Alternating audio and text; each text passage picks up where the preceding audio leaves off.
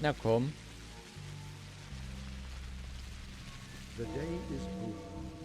Your timely efforts allowed your supporters to remain unharmed. My orders A new were to mime destroy performance every is being building in rehearsed this at the town and theatre. then to shoot everyone who survives the bombardment. The military only comes when there's nothing to fix anymore. I'm keen on breaking that habit, though. I know that the people that can change the course of the catastrophe have been working here for some time. We will only destroy the thing pointed at by a healer who can argue in favor of taking such action. How about not shooting at all?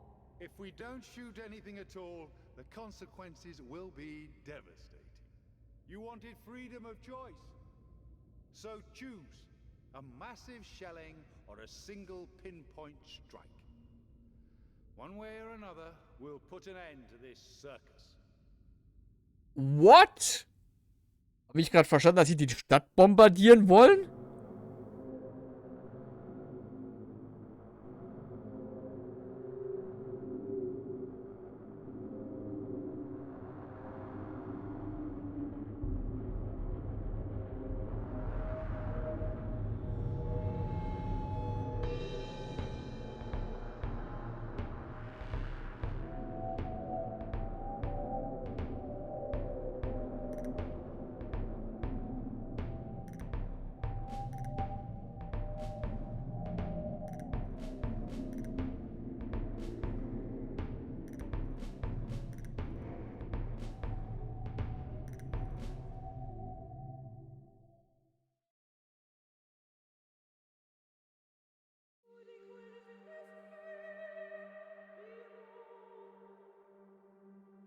Alter, what?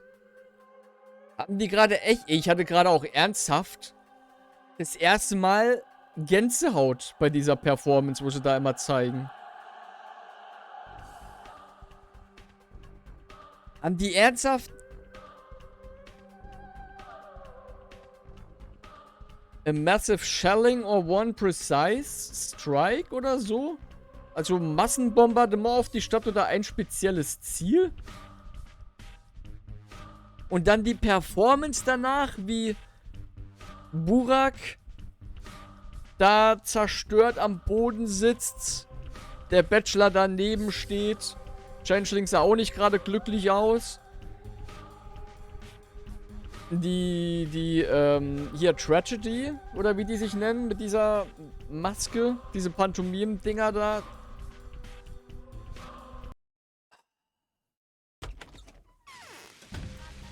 Jetzt habe ich wirklich ein ungutes Gefühl.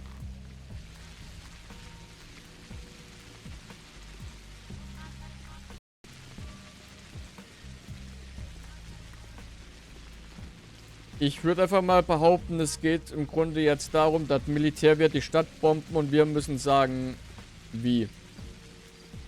Dass wir dann jetzt, ist meine Befürchtung, dann sagen müssen,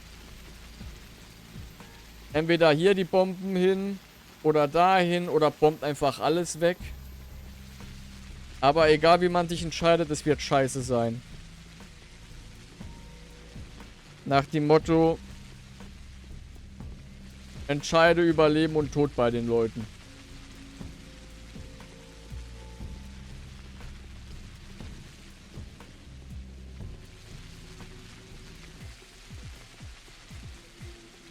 Zumindest fühlt sich das gerade so an.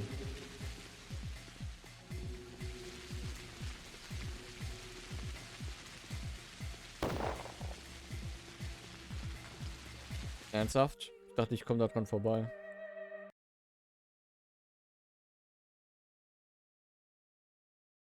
Ey, ich kann mir echt vorstellen, dass der Schock beim Verlieren vom Autoschlüssel tief sitzt.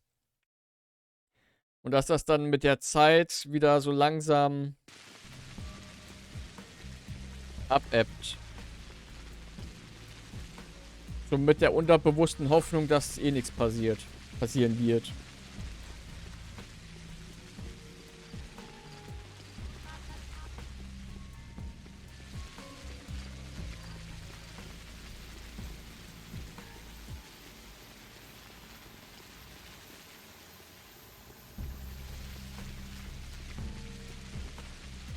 Oder vielleicht liegt es auch gerade wirklich so ein bisschen an dem Stream, beziehungsweise am Spiel. So nach dem Motto, ja, du hast mal deinen Autoschlüssel verloren, ist scheiße, aber guck mal, wie beschissen das hier angeht. Also, hier geht's im Vergleich noch sehr gut, Kollege. So in der Richtung.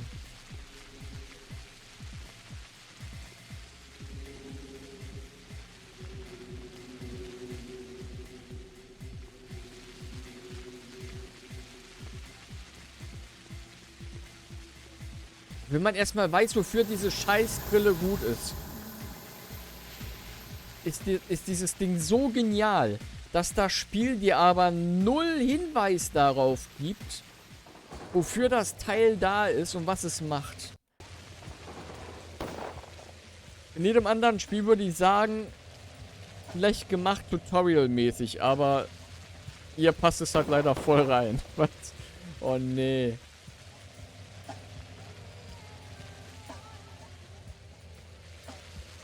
Wenn ich mich nicht bewege, bewegt sich das Ding nicht. What? Ist das der Trick bei den Dingern?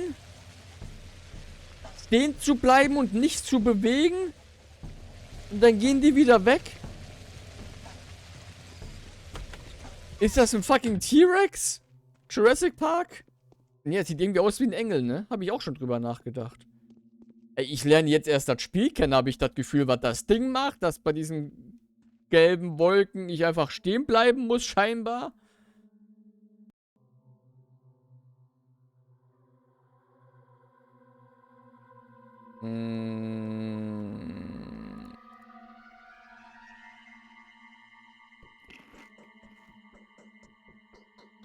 So, Tag 10.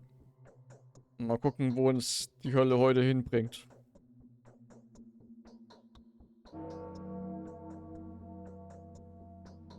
Eine Stunde geht noch.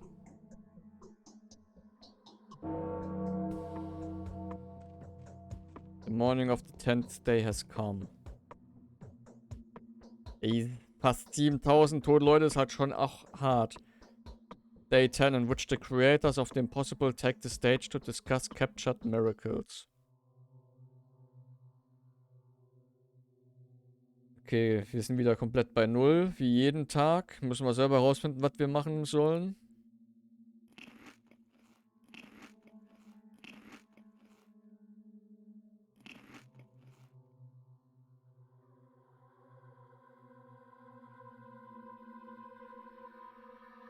Kann man auf jeden Fall machen. Wenn wir das nächste Mal wieder so eine Wolke sehen, muss ich dran denken, stehen zu bleiben. Dieses Bild, ne? Wechsel lieber darüber. Das Bild gefällt mir besser. Das ist schöner. Na, okay. 100 Pro hat das hier auch irgendeine Bedeutung.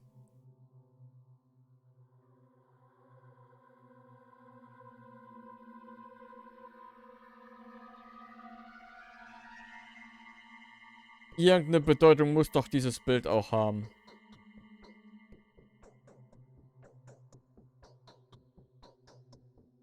Oder warte. Warte. Okay, sehr weit gedachte Theorie. Und ich weiß nicht, ob das der Sinn und Zweck hinter dem Ganzen ist.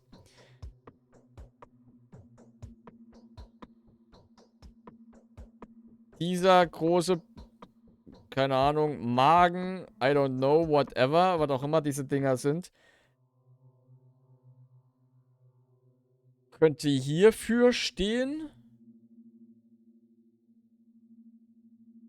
Da unten das für hier, wo die Fleischindustrie ist. Was diese Stadt ja, ne?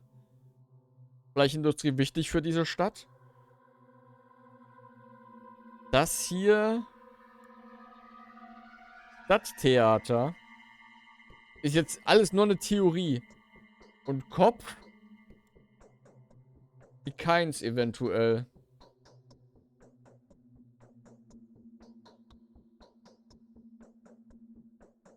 Kann das sein?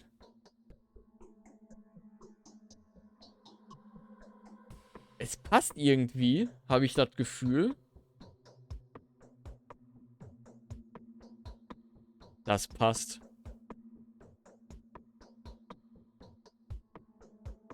Das passt sowas von. Fleisch. Das Ding. Hier haben wir das Ding. Theater ist das Ding. Kopf. Holy shit. Kann man denn so weit gehen und sagen, die Keins sind der Kopf der Stadt? Das Hirn? Die alles hier lenken? Das Herz? Ja, ich weiß nicht, was das Theater genau damit zu tun hat. Überhaupt einfach mal. Ich sag jetzt einfach mal ein paar Dinge. Keine Ahnung. Was jetzt die beiden Sachen sind, weiß ich nicht. Fleischindustrie. Und das Abattoir-Dingsbums.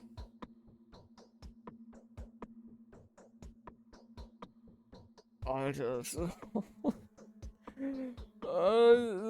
Alter, das ist alles hier gerade. Oh Gott. Lass einfach überlegen, wie wir weitermachen jetzt. Also, wo könnte man hingehen? Inquisitor natürlich. Für Militär. Ansonsten wüsste ich jetzt gerade keine Anlaufstellen.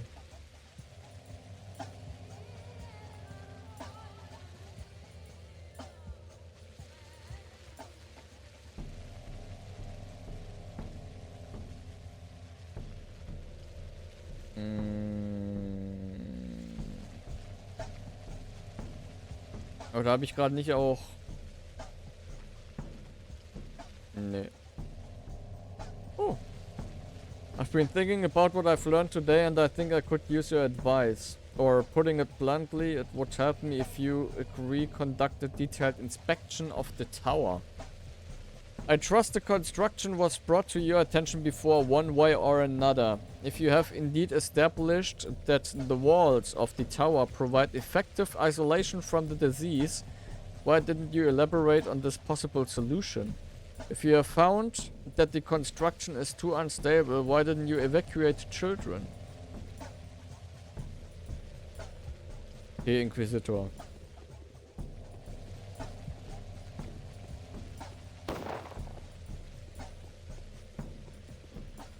Ja, also, ja, gibt auf jeden Fall Sinn, was du da geschrieben hast.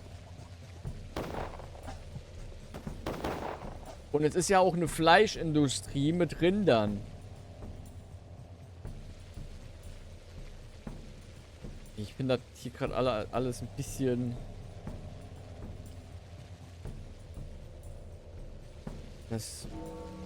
Wo wir wieder bei dem Thema wären mit versteckte... Ne? Hidden Meanings und sowas.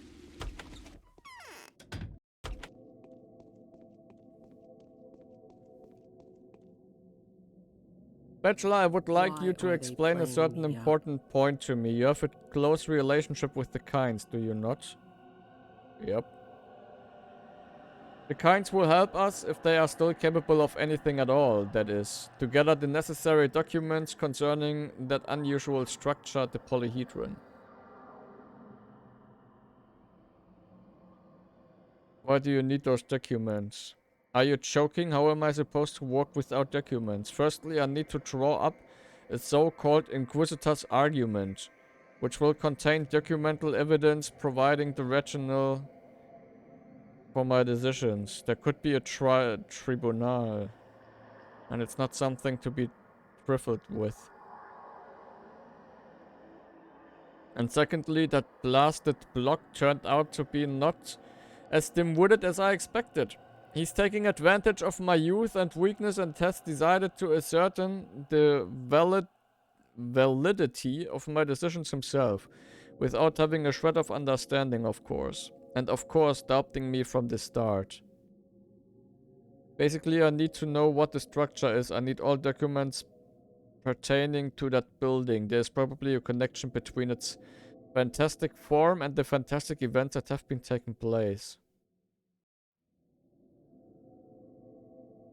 Where could those blueprints be?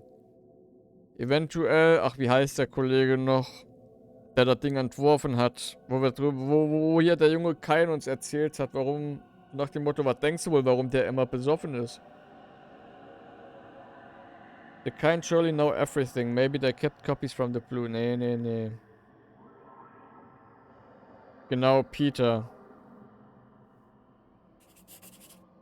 Der Peter. Der wohnt da hinten. Ja.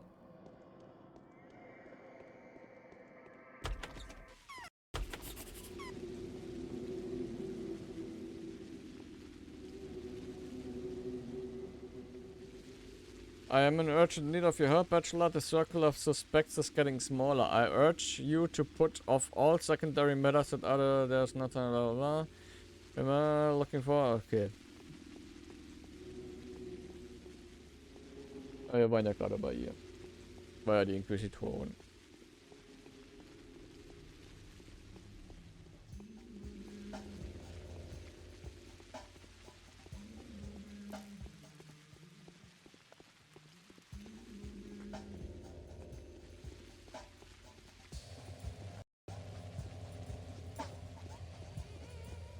Will ich aber auch, seitdem ich halt weiß, dass dieser eine Song so eine so eine versteckte Botschaft hat, würde mich auch interessieren, was hier so gesungen wurde, gerade als wir da in dem Gebiet waren. Ich wette, hier überall in jedem dieser Songs ist so eine versteckte Botschaft. Irgendwie bin ich da mittlerweile, sagen wir mal, paranoid in dieser Hinsicht.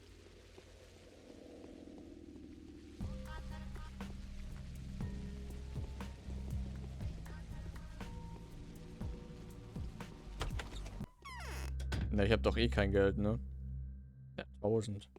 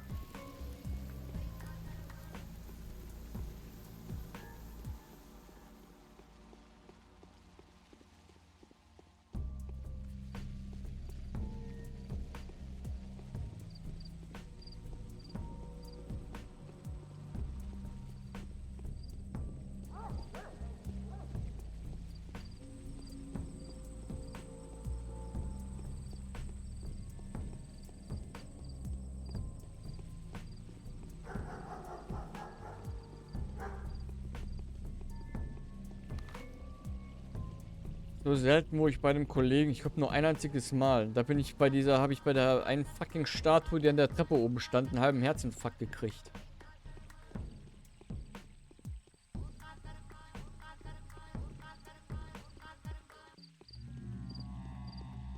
Okay, das mit der Leiter ist mir ja nie aufgefallen.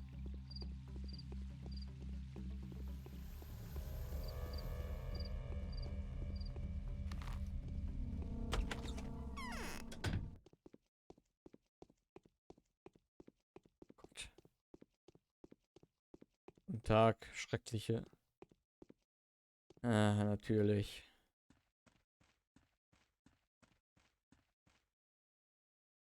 Name, let's establish your identity first. I am Bertrand Tenrovsky, an authorized representative of the Inquisitor, head of the sanitary staff. Your company commander should have informed you. Right, so what are you here for? I'm here on assignment from General Block.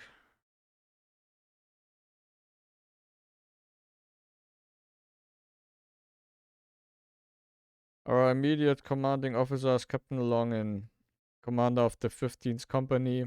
He is in charge of investigation the attack on the Flamethrower Corps sanitary patrol. So you're telling me that that General Block has no authority over you? You already have tactical data suggesting that one of the offenders is hiding in the ruined building in the central part of the town.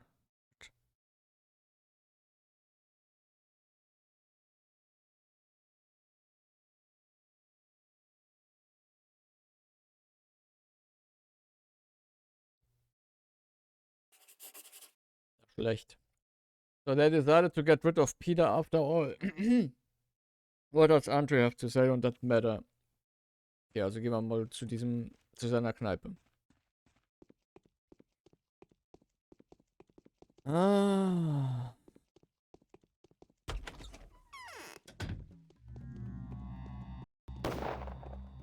Wasser.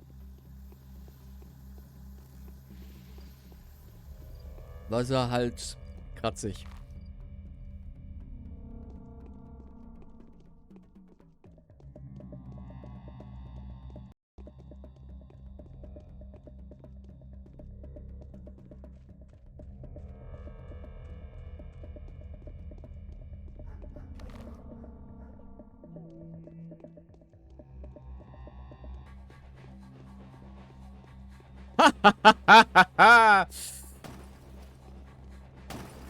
Aua, dass das aber funktioniert hat, finde ich ja mega geil.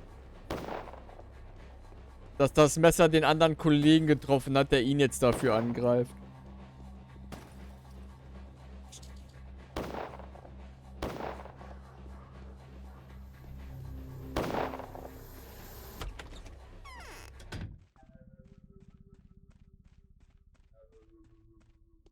What's brewing at the Kinds? They say 5 people are living there instead of 3 these days.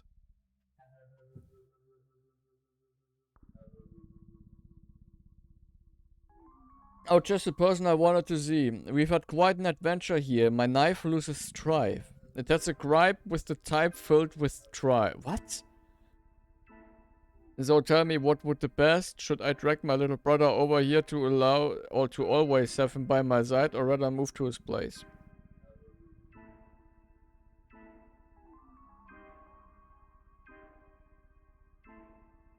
Do you know already what happened to your brother? Of course I do, and how do you know? Apparently we're talking, tell me about this adventure of yours, will you?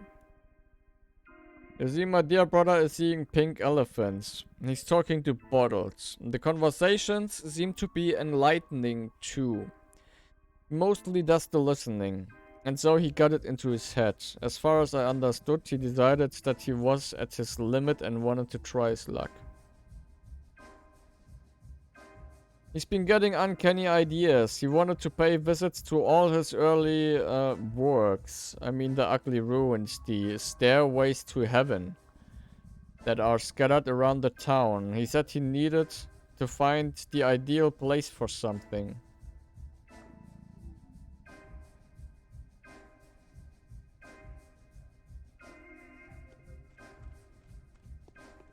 Why are you standing there like a dummy?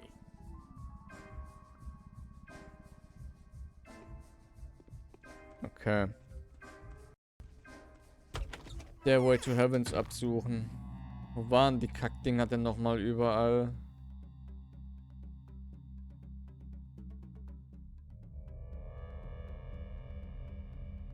Hier haben wir auf jeden Fall einen. Da haben wir einen.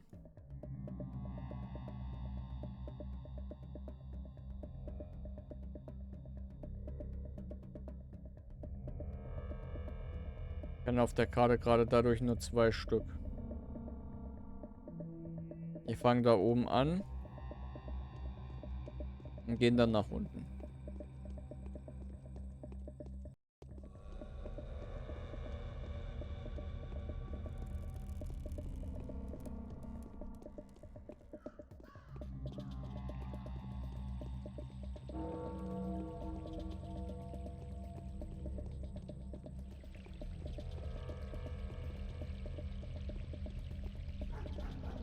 Eigentlich, wenn ich so drüber nachdenke, würde ich am liebsten noch Tag 11 und 12 mitnehmen heute. Aber ich glaube, das würde zu lange dauern.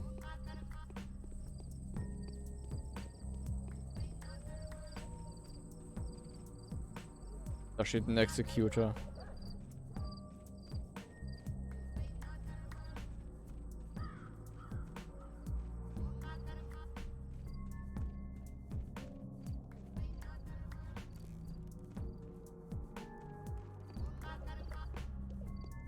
Okay, wie komme ich hier rein, verdammt?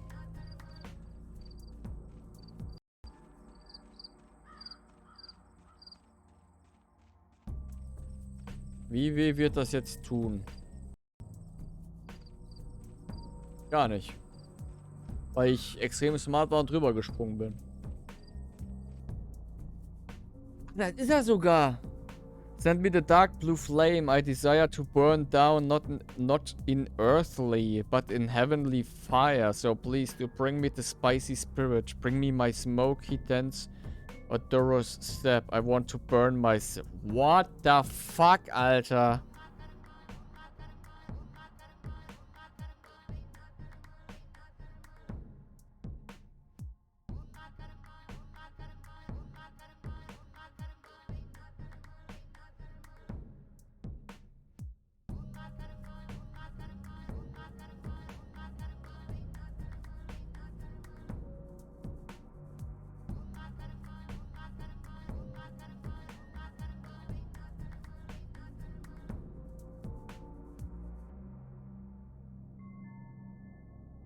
Will sich selber in Brand stecken.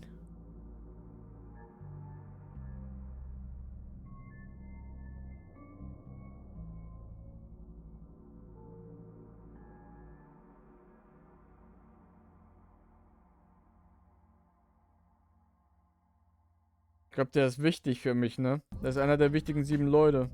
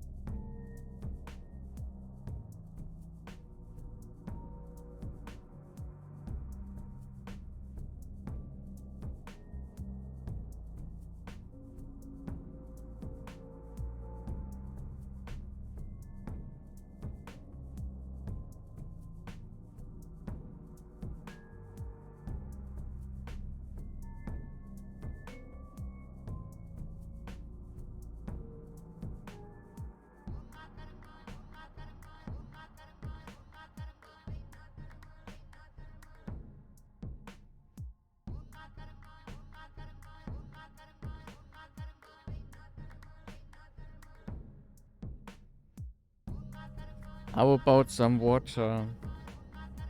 Alcohol is too flammable.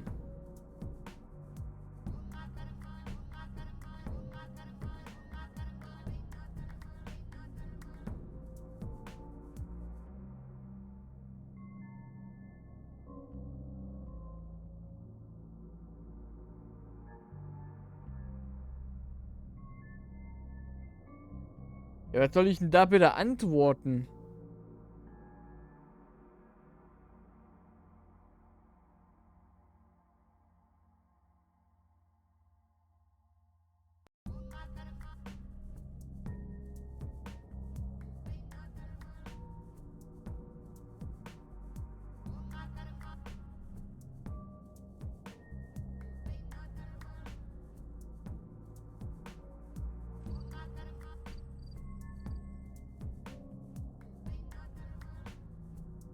Silence, listen to my confession. I'd rather confess to you than to her. Wer ist her?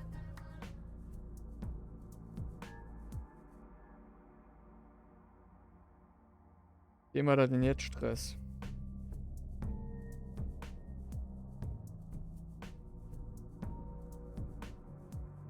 And I shall tell you of what I had managed to create. When I studied architecture for the longest time, I remained passive and didn't do or make anything at all, except observations. It always seemed to me that any house is so much more than walls, a heart and a roof.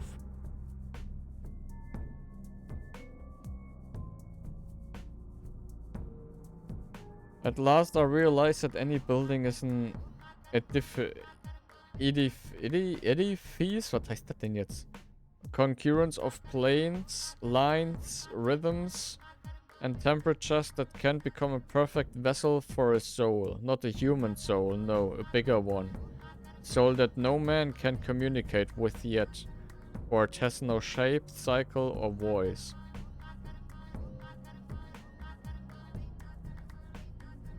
I don't know, neither did I know or experience the soul back then. I only sensed its existence and loved it in advance. When my passion reached its zenith, I realized I just couldn't live like that any longer. I wanted to speak its tongue. I wanted to touch it.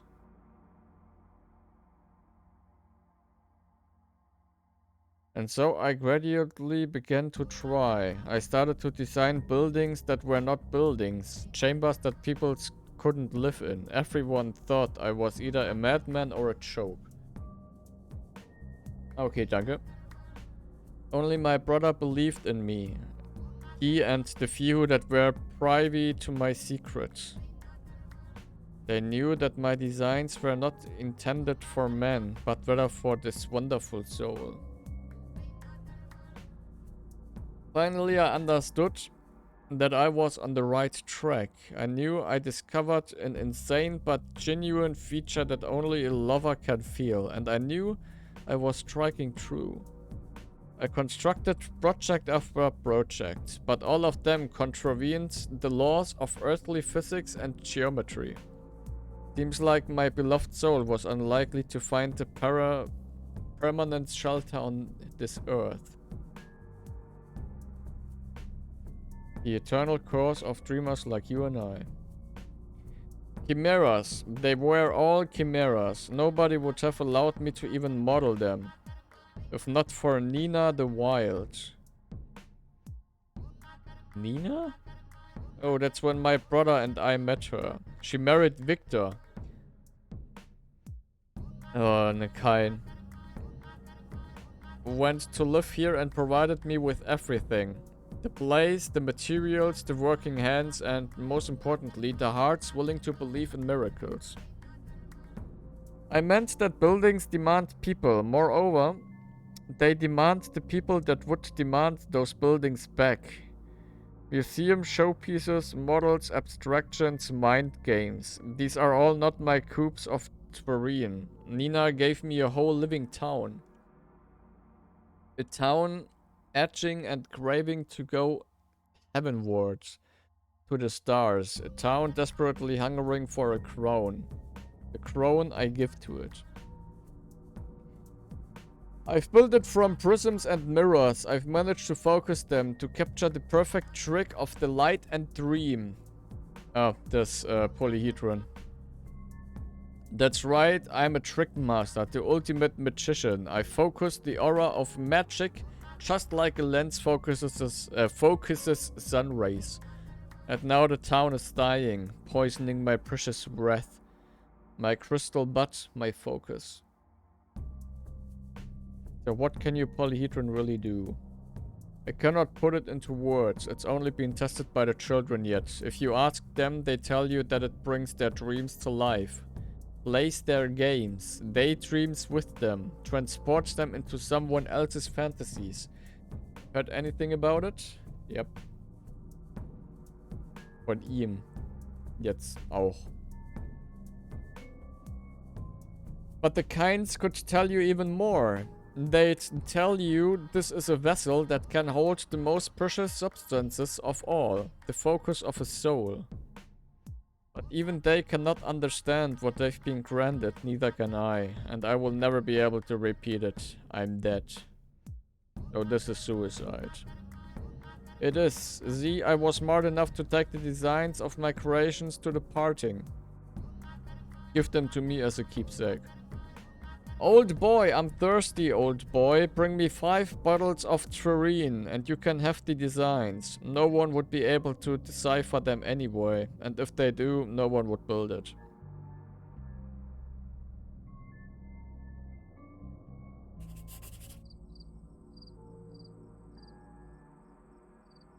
Ich habe sogar 6 Flaschen. Instant.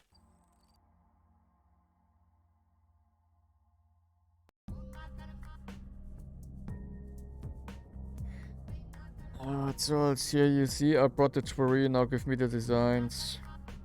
Here you go. carefully or they catch fire. Have you seen how it burns, by the way? It's a Feuerwerk.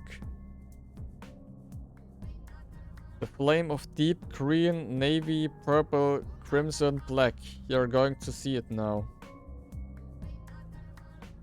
Stop, I have a better idea. Really? Go help your brother. Do you know that he's been arrested? He's killed several people trying to help you. That's fine. I've been suffering for 10 years because of him. So you don't care? No one does. I do care. Soon I'll prove that to you in practice. Okay, die Striche sind neu.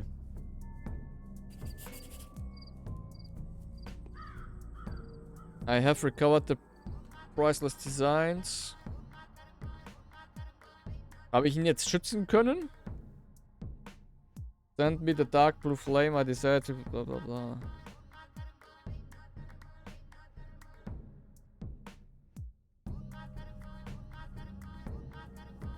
This place is memorable to me. It was after making this rune that I made an epiphany and realized how to erect my tower heavenwards. Klingt ein bisschen falsch.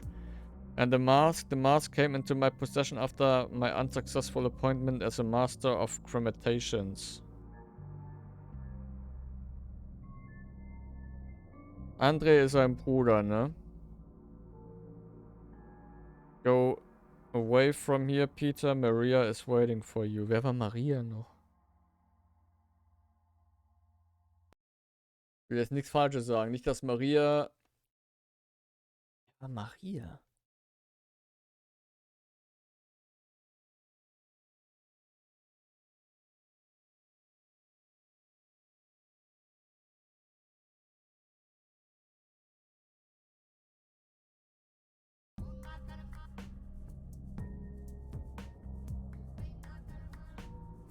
First I go to my place. I don't want to see anyone in this condition. Too much has burned to ashes inside of me. Too much has evaporated into thin air. Ich habe übrigens jetzt gerade nicht auf die Schnelle herausfinden können, wer Maria ist. Yeah, soldiers in your house, they found out where you live. I am in the clear. There's nothing for me to be afraid of. Go in peace, Daniel, or give the designs back. Okay, scheinbar haben wir ihn vom Selbstmord abhalten können. Was gut ist, denn er steht auf meiner Liste an Leuten, die am Leben bleiben müssen. Ernsthaft? Ah.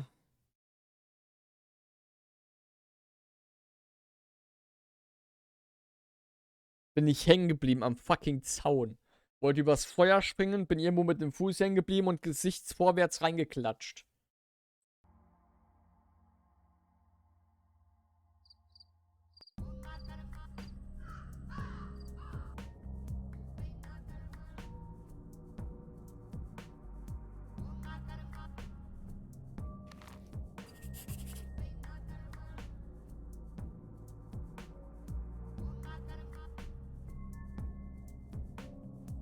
So.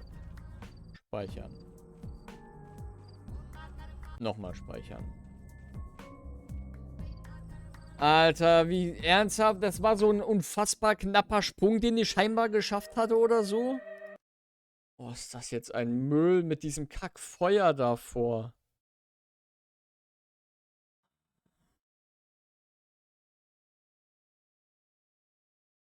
Wie soll ich denn da jetzt anscheinend nicht rauskommen, bitte?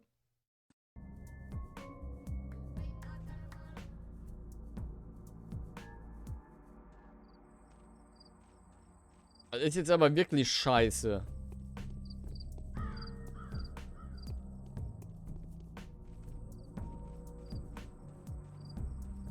Okay, ich hab's geschafft. Speichern.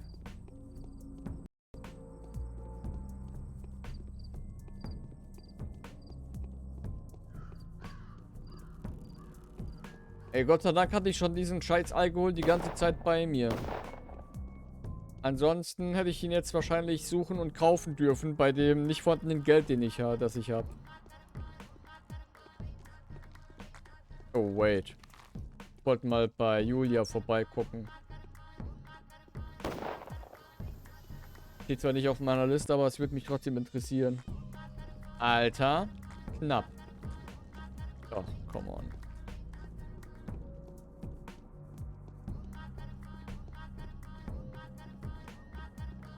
Für mich klingt das aber gerade irgendwie mit dem Gesang so wie unidentified. So unidentifiziert.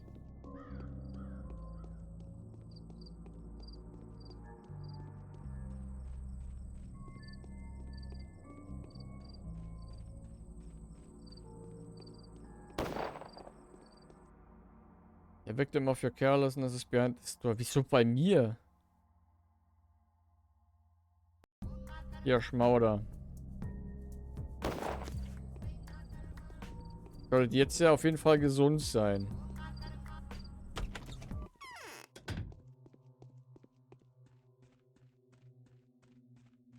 I'm afraid I'm of little. Nicht mal ein Danke oder sowas. Weiß gerade eh nicht, ob das smart war. Weil eigentlich steht hier... Ja, ist auch egal. Ist auch egal.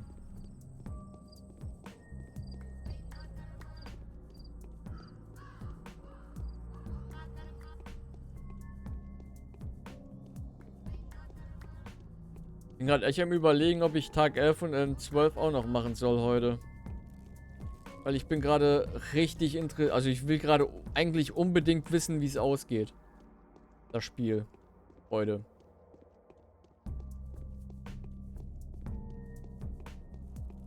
Aber dann ist natürlich die Frage, wie lange geht das Spiel an sich jetzt noch? Wie lange geht Tag 11? Wie lange geht Tag 10, wo wir gerade sind? Wie lange geht Tag 11? Wie lange geht Tag 12? Oder ist so nach dem Motto, du hast Tag 11 abgeschlossen, Tag 12 endet alles und ist dann auch wirklich dann schon Ende? Also nach dem Motto, wir kommen jetzt in Tag 11 an. Tag 12 sind wir jetzt drin. Und dann hast du Endcutscene oder so. Das frage ich mich halt gerade.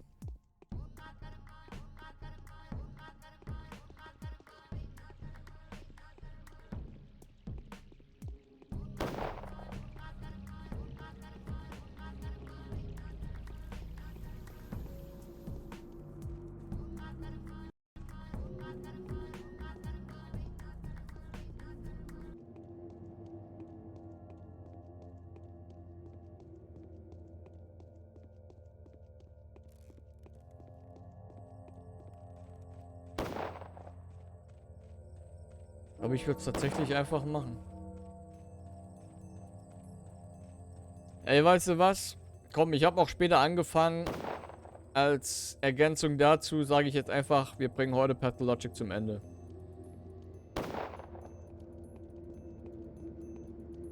Ich hoffe, das war kein falscher... Keine dumme Idee von mir gerade. Yeah, the blueprints, hopefully you'll treat them with utmost care. They will probably become a bibliographical rarity even before the author passes away.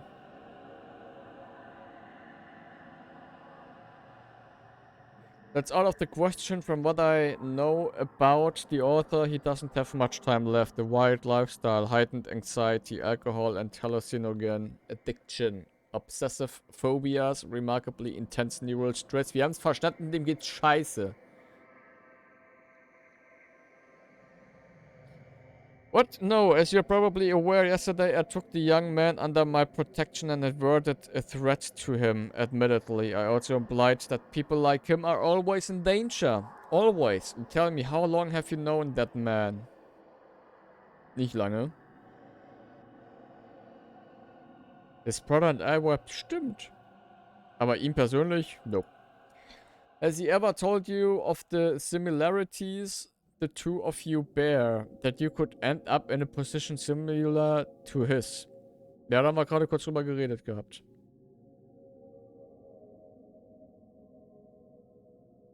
Well, let us take a look at the blueprints then. What do you think? Meisterwerk. Is that what you think? Well... I'll have a look. Go now And only come back here after a while, preferably tomorrow. Ja gut. Hauptstory haben wir schon mal durch. Also Main Quest haben wir durch. Okay. Dann ist ja jetzt nur noch... Wollten die keinen sich... Was ist eigentlich mit denen los?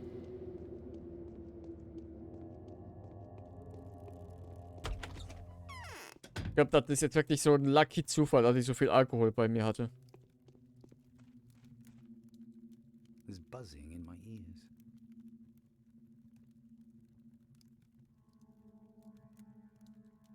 My consciousness hasn't completely returned to me yet. I can hardly imagine how much must have changed here since then. What's going on with you? This is not how you normally talk.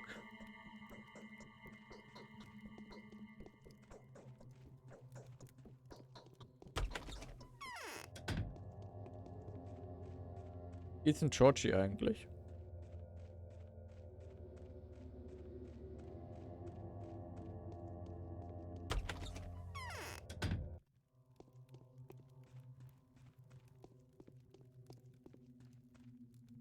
In growing old, we become more foolish and more wise.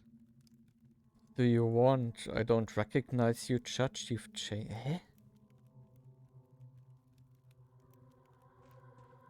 Haben die sich wirklich verändert oder labert gerade Daniel Schwachsinn?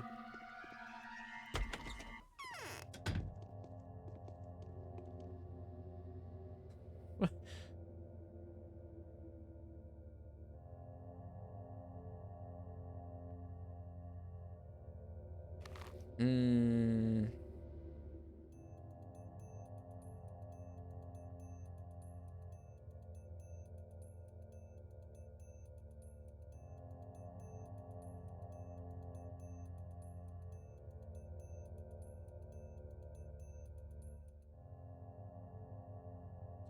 Ja, auch noch keine Pestwolf. Was soll ich jetzt denn so lange noch machen?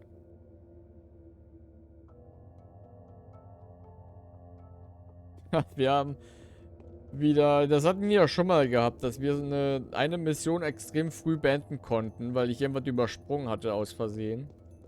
Aber jetzt hatte ich ja alles schon gehabt.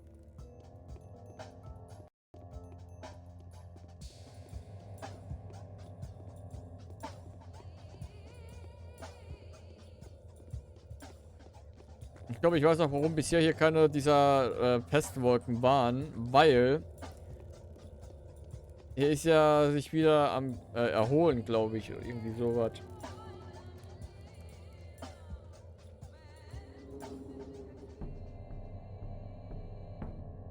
Wie ich übrigens erfahren durfte, dass ich vorhin kurz geguckt hatte, wegen, ob das wirklich alles sind, auf die ich aufpassen muss. Wenn jemand krank ist, dann ist so ein Rahmen um die Person, wie so eine ja, Staubwolke halt. Aber da das gerade nirgends ist, geht's allen gut. Bis auf Eva, die ist tot. Aber da kann ich nichts für. Ach komm. Dass der so langsam zur Seite geht.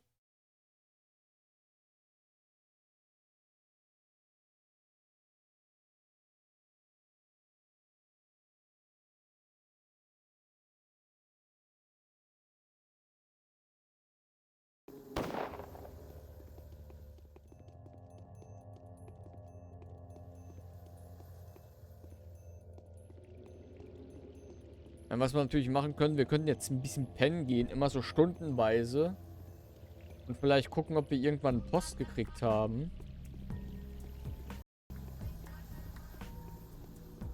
Aber das steigert ja auch den Hunger.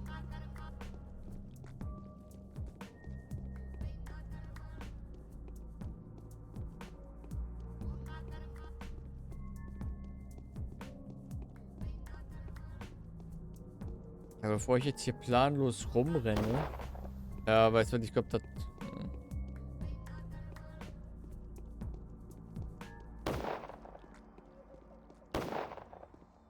Ich weiß nicht. Ah, der hätte gerne den Flammenwerfer-Typen erwischen können. Ja, okay, oder auch so.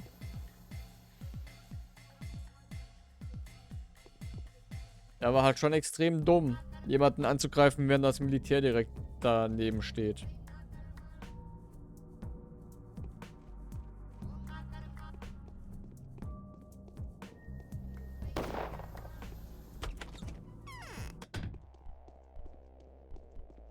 Gehen hier so ab. The Inquisitor and I haven't held council even though it's against the rules. I place my trust in the doctors. Naben Seku. I hope that in this particular Inquisitor I would find a friend and not an usual enemy. But no, she's already signed. Okay. Wie geht's? Wie läuft's?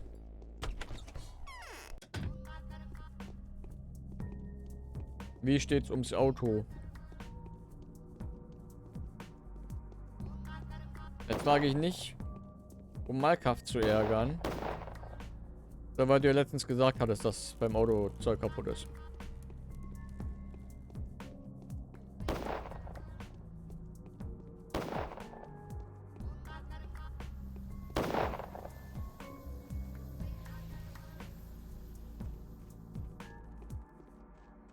Ja, nice.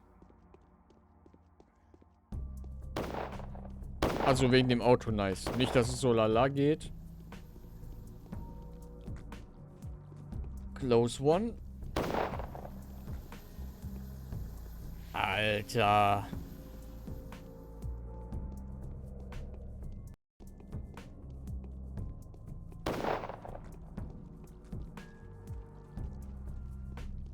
Wir wissen, dass der alte Vlad tot ist, aber wie ist es um seine Tochter?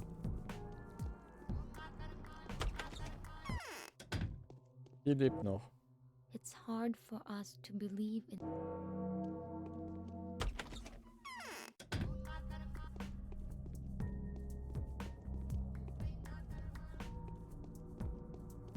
Kann ich hier überhaupt auch rein?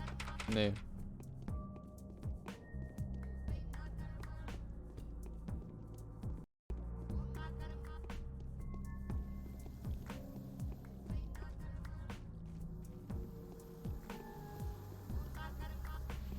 Jetzt irren wir wieder umher.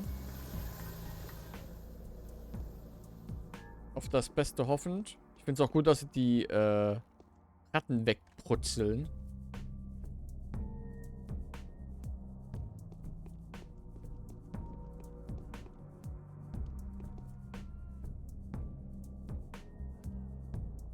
Also Essen haben wir auf jeden Fall noch genug. Damit sollten wir klarkommen.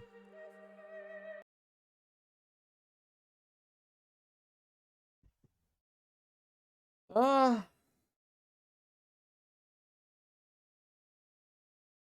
Ja, dann haben wir mehr oder weniger halbwegs was gemeinsam. Ich glaube auch planlos rum, weil ich gerade nichts zu tun habe im Spiel. Das gibt's doch gerade nicht. Ich bin vorhin schon mal fast reingerannt und jetzt renne ich fast rein. Oder was heißt fast? Jetzt bin ich sogar voll reingerannt. Ich mag die Zeichnungen irgendwie auch voll. Keine Ahnung, aber irgendwie gefallen die mir.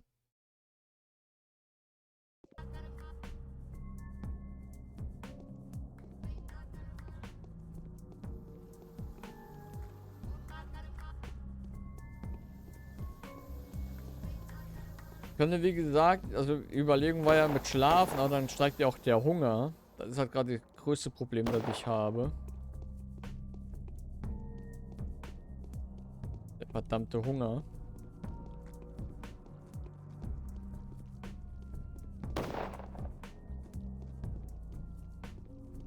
Och Mann!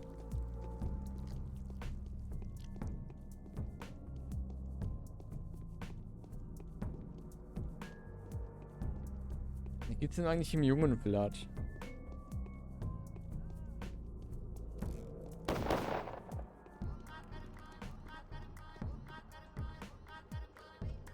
Alter.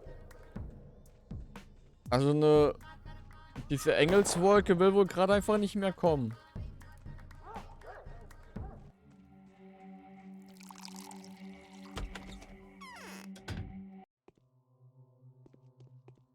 The Kynes are preparing themselves to die. Why? Oh, auch nix.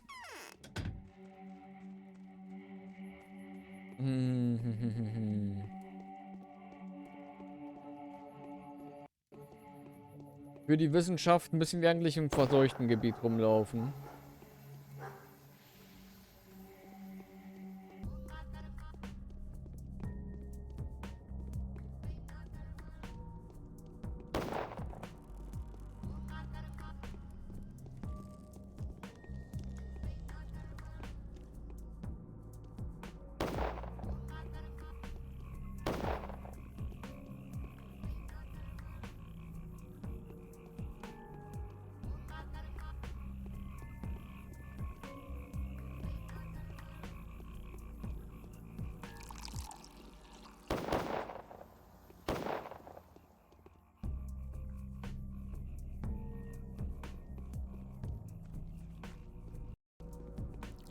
Vielleicht finden wir ein paar Obdachlosen, mit denen wir schicken Stuff handeln können. Tauschen meine ich natürlich.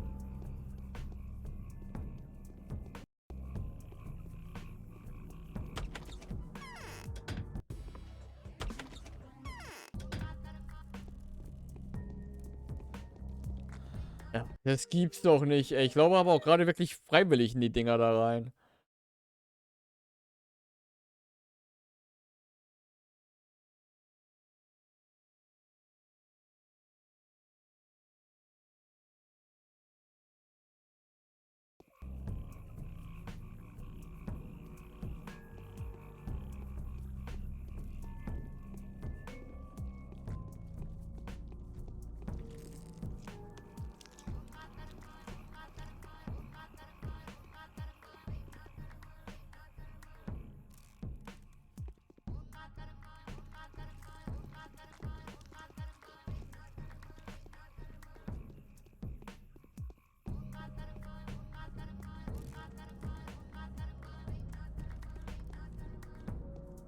Hm.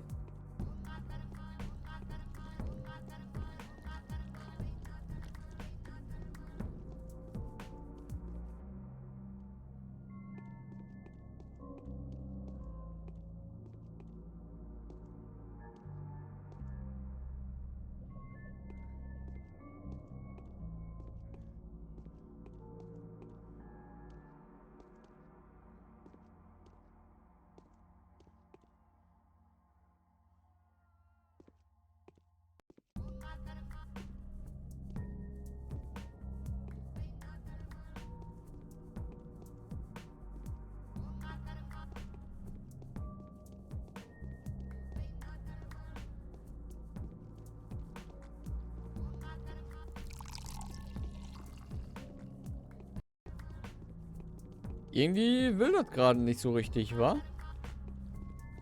Diejenige Wolke, die wir wollen. Ich will nicht euch. Ich will die krasse Variante von euch.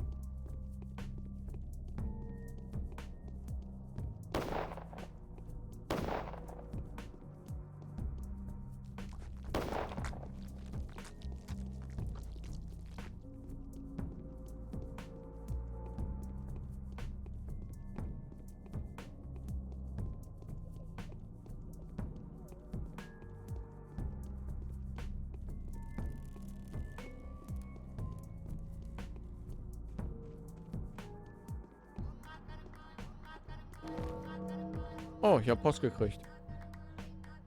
Katharina's unexpected invitation. I beg you to believe what I say. These recent events are monstrous. My hands tremble so much I can hardly write. He is here again. Come to the rod, please. I need you.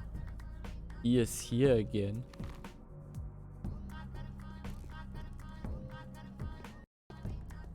He is here again. Wer denn?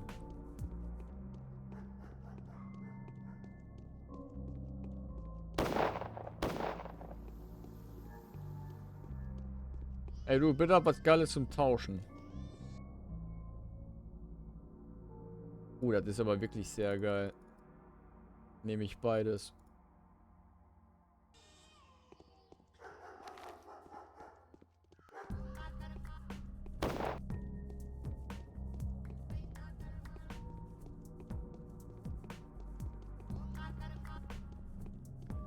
Gut, dass wir in der Nähe waren.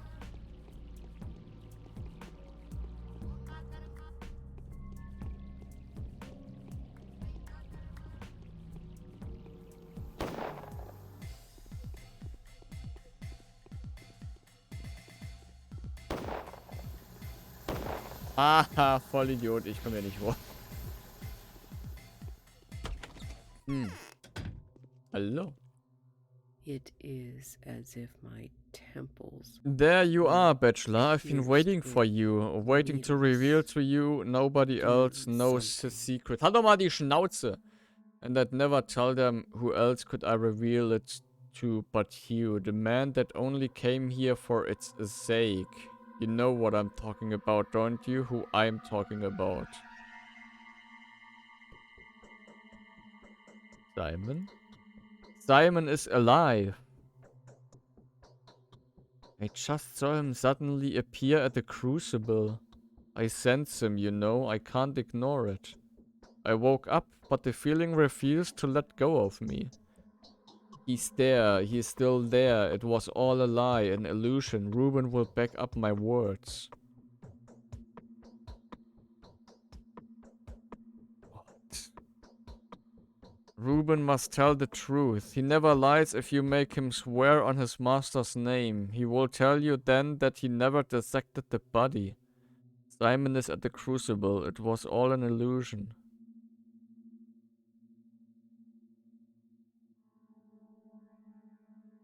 You say you can feel his presence, but if Simon is alive, why weren't you feeling it all the time?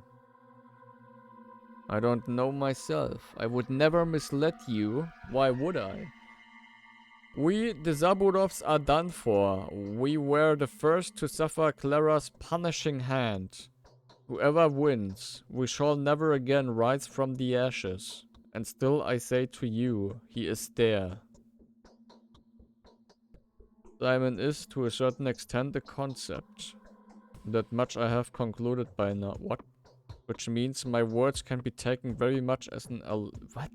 Verstehe gerade gar nichts. No, that's exactly why the Canes are so apparent. Any fantasy that only has the right to exist in the realm of dreams, they give substance. It's if they're just bringing all those illusions, all the vastness available to the human imagination into this world. Also das mit den Keinsbad wohl nicht stimmt, wissen wir daher, dass als wir die gerade eben besucht hatten, Simon sagte, irgendwas stimmt mit euch nicht. Ihr seid anders.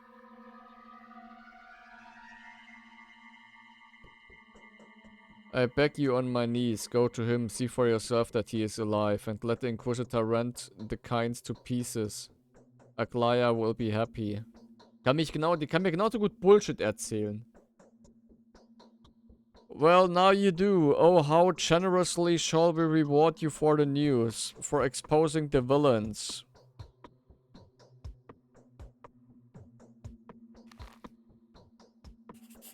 Ich meine, die kann mir ja genauso gut Scheiße erzählen. Nach dem Motto, ja, die Saburovs sind ja wohl jetzt scheinbar Geschichte.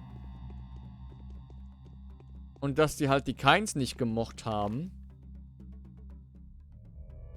Und jetzt denken, ja, wir ziehen die jetzt mitten die Scheiße runter. Das kann ja genauso gut der Fall sein.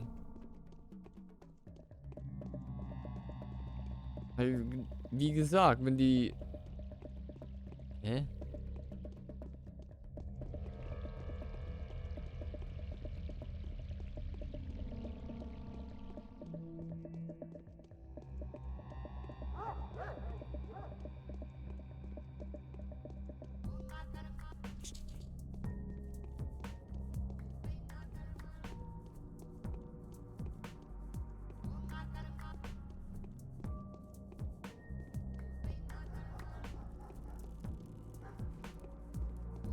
Verstehe das irgendwie gerade noch nicht so ganz mit Simon, mit Simon.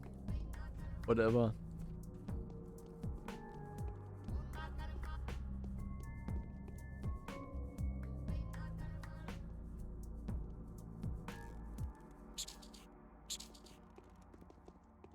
Scheiß Ratte. Diese Kackratte. Aber es ist tatsächlich so, wenn ich bei dieser Wolke stehen bleibe, bewegt die sich nicht. Wie will man da überhaupt drauf kommen? Wer bleibt, wenn so ein Ding auf einen zukommt, stehen?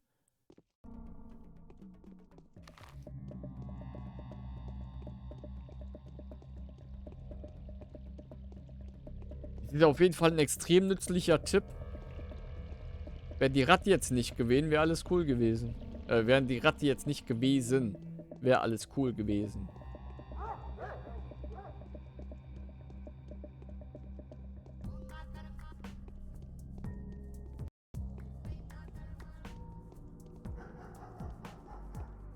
Aber es ist auf jeden Fall interessant, dass was das mit den Wolken wirklich so ist.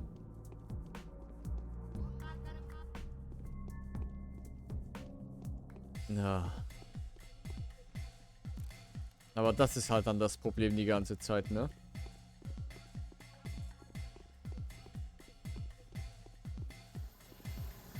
Oh. Da hat's Freiwillige erwischt. Unschuldige. Unfreiwillige.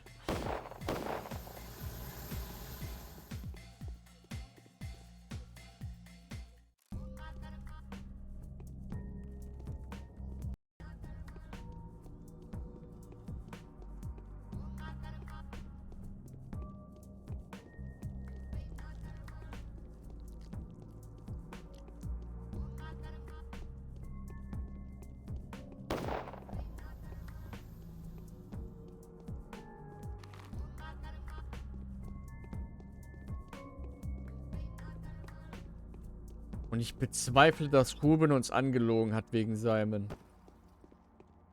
Weil warum sollte er das machen? Er hat mit...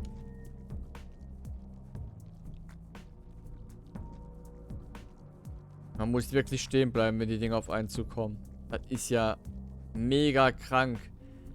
Wie kommt man denn auf so eine Idee, dann stehen zu bleiben?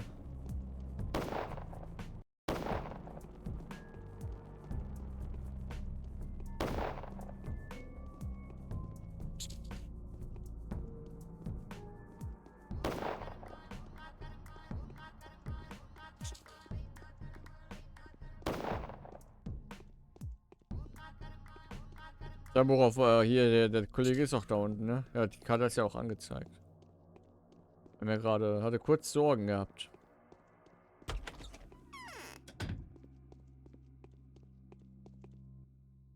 Time is of the essence. They let me go, but I can't be. Georgie was supposed to put me to death. Kleiner Fun Fact, den ich rausgefunden hatte. Denn ich habe ja ab und zu, wenn ich dann einen Tag abgeschlossen hatte, habe ich mir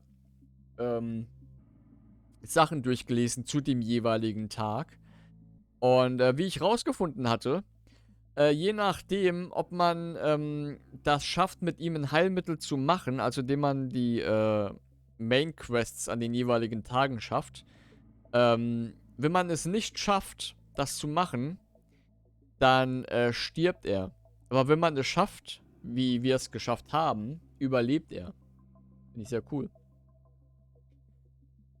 Why would he have put you to death? Why? Blasphemy, of course. Or do you still not realize the fate that befell Simon? Tell me the truth, Ruben. Is Simon alive?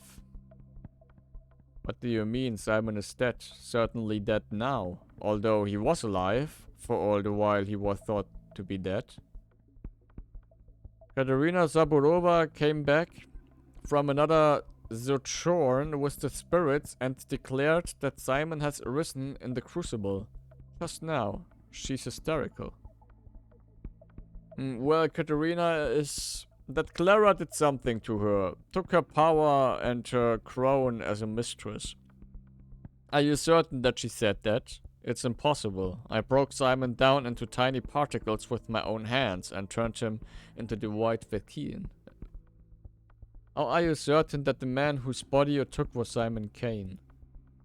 You think I don't know what Simon looked like? You think his greatness, his noble visage, is comparable to his brother or anyone else?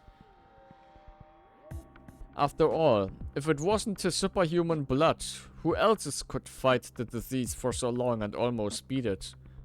Even if at the cost of lethargy. Whose, can you tell me? Okay, jetzt bin ich aber auch langsam skeptisch. Understand that in all my time here I have never, not even once, seen Simon. The only man I hoped to meet here. I never saw him alive, never saw him dead. What do you expect me to believe? Ja, gute Nacht, Seko. Bis dann. Fine. Ask the Crucible. Since they let me go, they clearly don't think of me as either a murderer or as a blasphemer. Let them explain where Simon is. I've said all I can. Ey, die Mucke! By the name of your master, Ruben, answer me. Did you tell the truth? It's all true. I broke Simon down into particles. Anything that couldn't be used to make the vaccine, I burned. There's no mistake. Can't you see? Only that wondrous organism could produce the white vaccine. Or vaccine, whatever. The one that's still keeping hundreds of people alive. I give you my word. Very well, then my path takes me to the Crucible once again. Just as 9 days ago, when your master directed me there. Zurück zu den Kynes. Und raus von dem Banger einer Musik.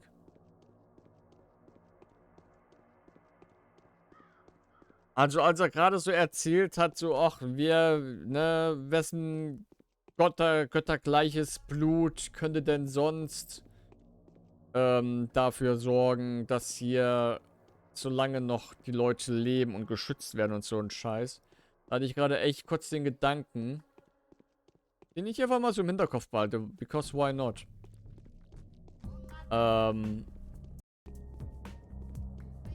Aber das ist schon ein extrem krasser Gedanke, denn, also, ne, das wäre auch schon ziemlich dumm irgendwie. So nach dem Motto, dass, guck mal, Simon ist ein Gott für uns, weil Heilmittel und so weiter und so fort von ihm. Er hat uns alle geschützt, alle gerettet. Ah, bin nicht weit genug links von der Wolke gelaufen. Ihr wisst, was ich meine. Er ist unser Erretter. Und alle lieben ihn und sowas. Nur, dass das halt vielleicht ein bisschen, was die davor hatten, gehabt hätten, mit dieser, gut. Dass sie das vielleicht doch so inszeniert hatten, aber der Scheiß kam dann, ist dann außer Kontrolle geraten oder so. Könnte natürlich auch sein. So eine typische, sagen wir jetzt einfach mal, so weit gedachte Umbrella-Geschichte, Resident Evil-Style. Plage ausgelöst. Einer da, der das wohl alles irgendwie verhindern kann. Lass mal testen und die Plage da ausbrechen lassen. Aber nee, ich glaube nicht, dass es sowas ist. Das wäre schon wild. Gerade mal so nah rangezoomt ist.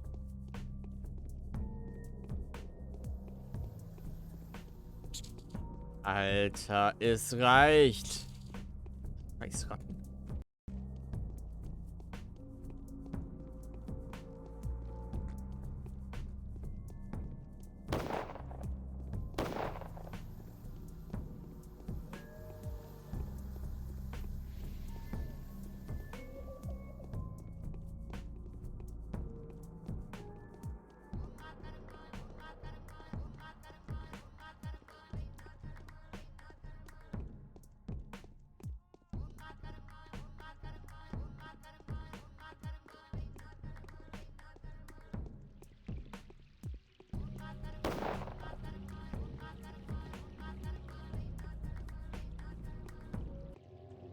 Finde ich gut, dass ich da einfach hochlaufen kann.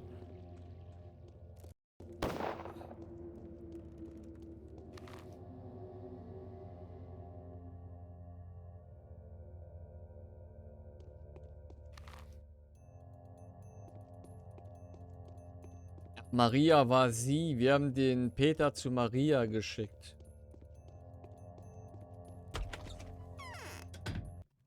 Ob er jetzt auch hier ist? Peter! Nope, ist er nicht. Hallo.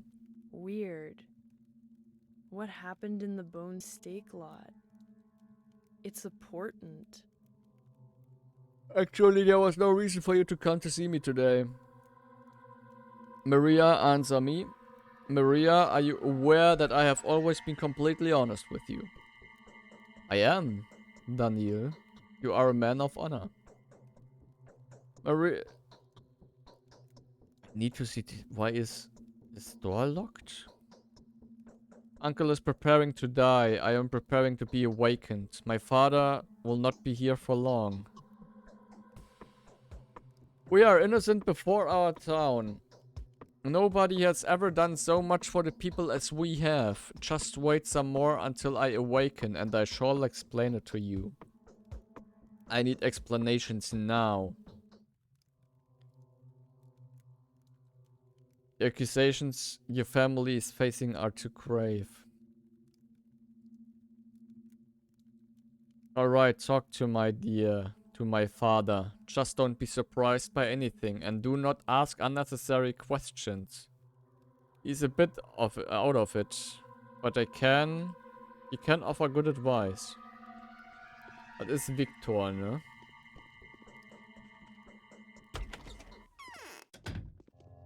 Ich habe das Gefühl, wir lernen das Geheimnis der Keins kennen jetzt.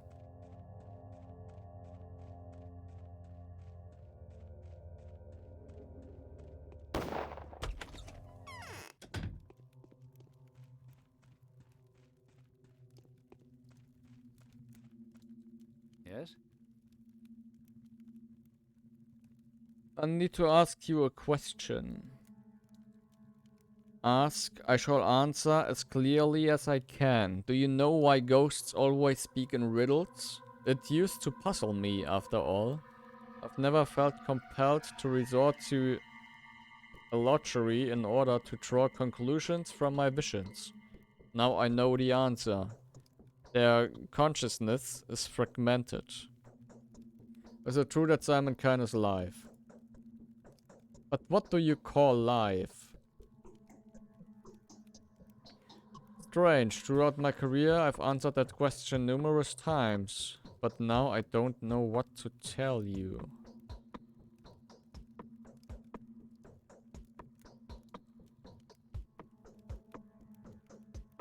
Do you believe in the soul's immortality?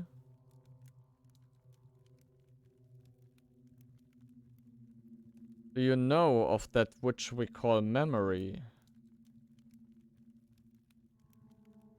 Why, then, did you ask me that question about Simon? Katerina was in a frenzy. She's convinced that Simon is at the crucible. Ah, so that's why. Tell me, did Katerina only talk about Simon? Only him? And you say she was in a frenzy? Did she not notice the presence of another person at the crucible? The very thought of whom should make the girl tremble? No, she only spoke of Simon. So you want to know the truth about Simon. So be it, you will. The truth is that Georgie Kine, who so ardently desired eternal life for his brother, has committed himself in entirely to Simon's memory. He is imbued completely with memories of him. That is what Katerina saw, but she is very sloppy with her visions.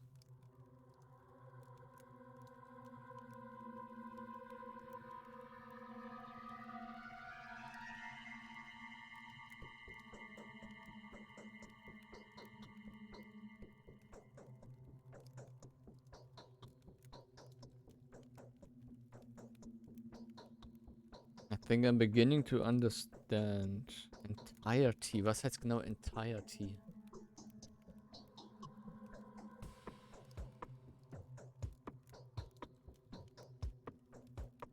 Gesamtheit. In Gänze.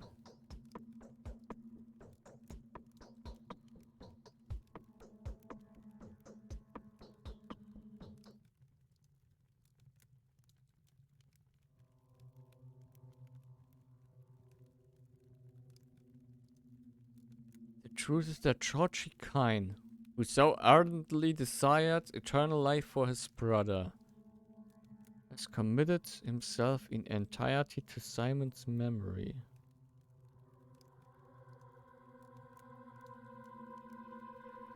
The truth is that Georgie Kine. Wie jetzt? Ich verstehe das gerade nicht ganz. Das kann für mich zwei Dinge bedeuten.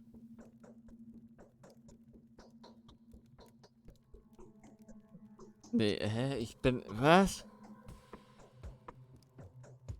Mein Gedanke war gerade... Ich bin gerade komplett lost.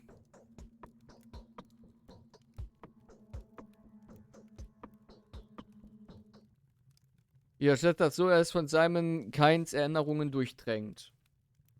Gut. Das war einer der Gedanken, die ich im Kopf hatte. Der andere Gedanke, den ich hatte, ist, dass es umgekehrt ist. Dass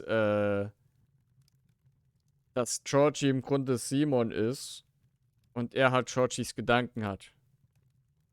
Wenn man mir damit folgen kann. If Katerina starts spreading rumors of Simon's return, tell them Georgie has gone mad, that he imagines himself to be Simon and Katerina is sensing those waves. Talk to Georgie. Let him confirm his consent to being presented as a madman.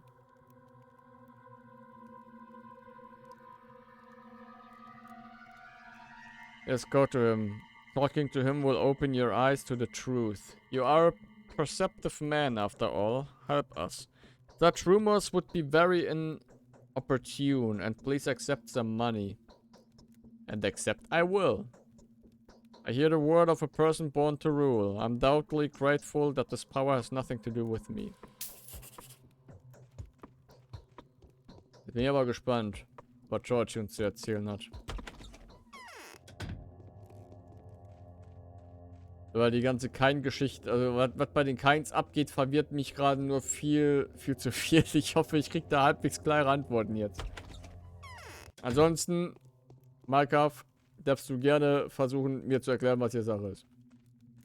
In growing old, we become more foolish and more wise. I just want to talk to you and ask for your blessing in a certain difficult affair.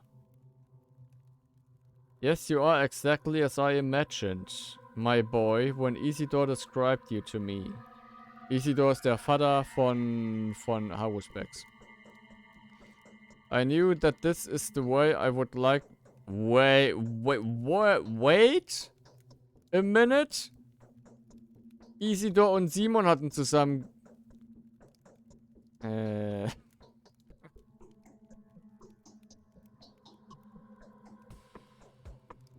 My boy, when Isidore described you to me, I knew that this is the way I would like my hair to be.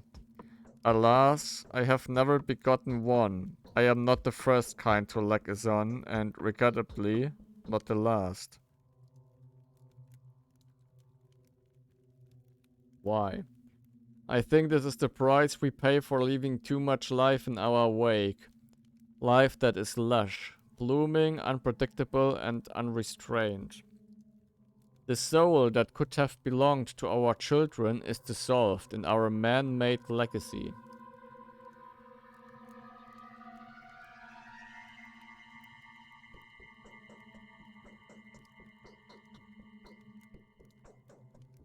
Are you not seeing what you expected to see?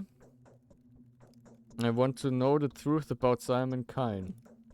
The truth about Simon Kine is the kind of truth that may only be explained to those ready to accept it. They want to know what happened to his body very well. Simon Kane was afflicted with the Thand Plague. His body was being torn into droplets and fibers. It's a pity that we now cannot produce his remains before the non-believers. What are they to find comfort in now?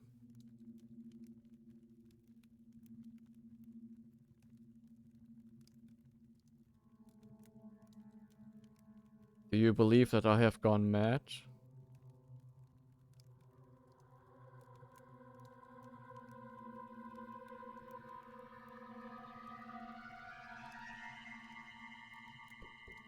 Ja, irgendwie habe ich halt auch so der Gedanke.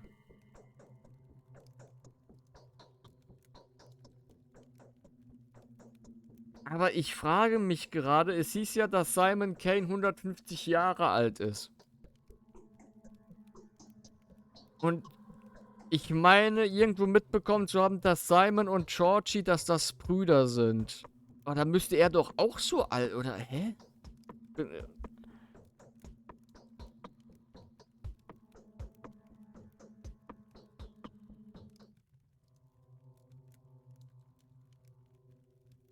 Oder weil ja auch das Gerede mit der Seele gewesen ist, dass die Seele von Simon in Georgie rein ist. Und dass er im Grunde dadurch, dass Simon in dem Fall irgendwie durch Georgie reden kann oder so. Alter, ich bin also.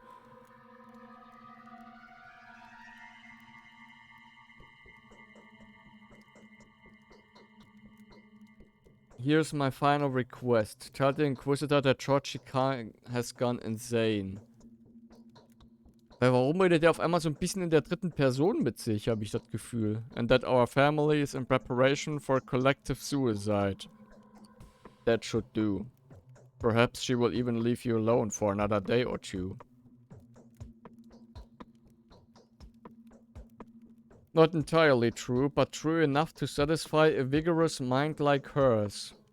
Temporary lives will depart so that the eternal lives will be reborn.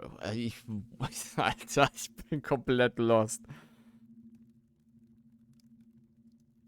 Temporäres Leben wird schwinden, damit ewiges Leben neu geboren werden kann.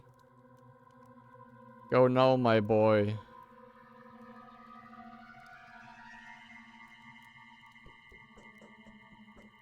Das weiß ich halt leider nicht.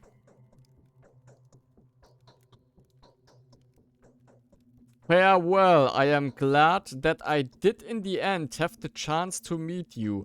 Das klingt gerade sehr danach, dass Daniel weiß oder damit halt sagt, dass...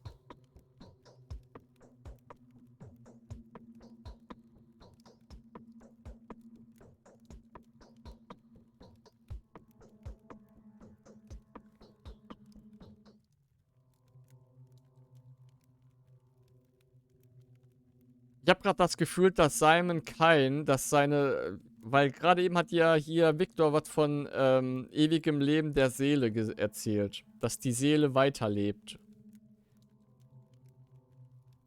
Habt ihr das Gefühl, dass Simons Seele in Georgie Kanes Körper rein ist? Und dass Georgie und Simon jetzt zumindest eine Person sind. Ob es halt schon immer so war, keine Ahnung.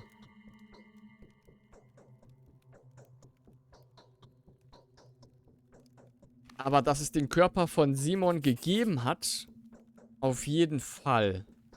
Weil wir hatten da ja mit Rubin gerade kurz drüber geredet.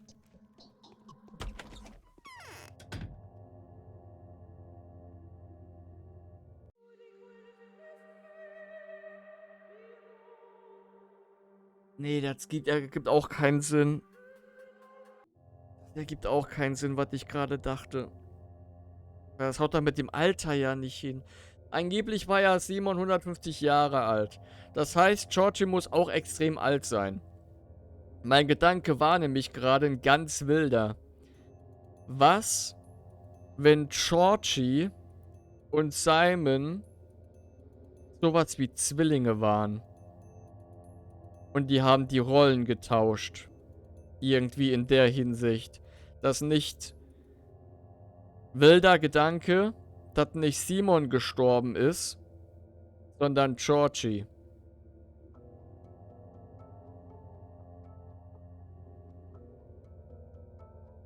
Aber dann ergibt das... Nee, das passt irgendwie auch nicht zusammen.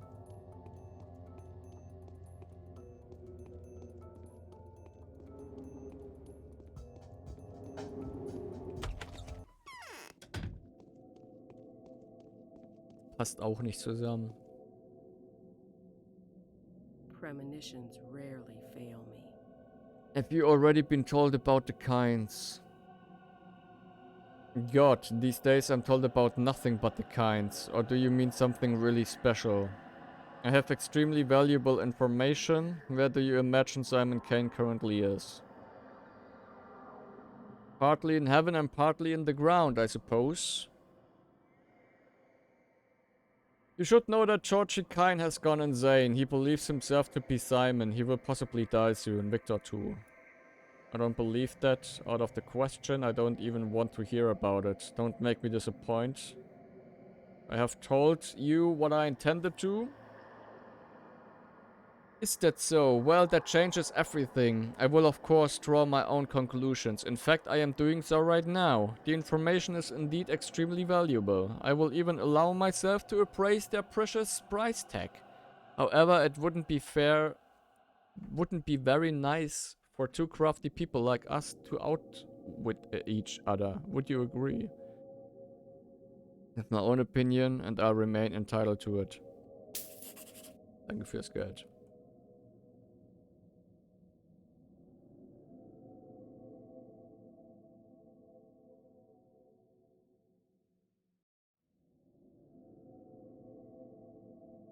Or does he genuinely believe he is his own brother? Perhaps he is misled by an ill-conceived sense of moral obligation?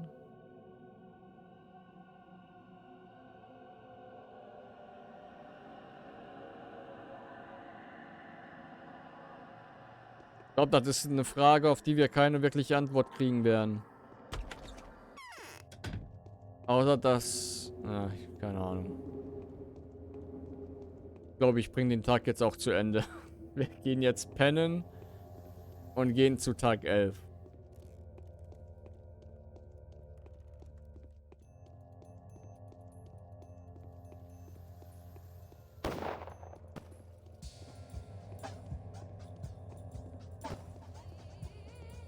Also wir gehen auf jeden Fall jetzt pennen, sagen wir es mal so. Aber eine Sache will ich vorher nachgucken.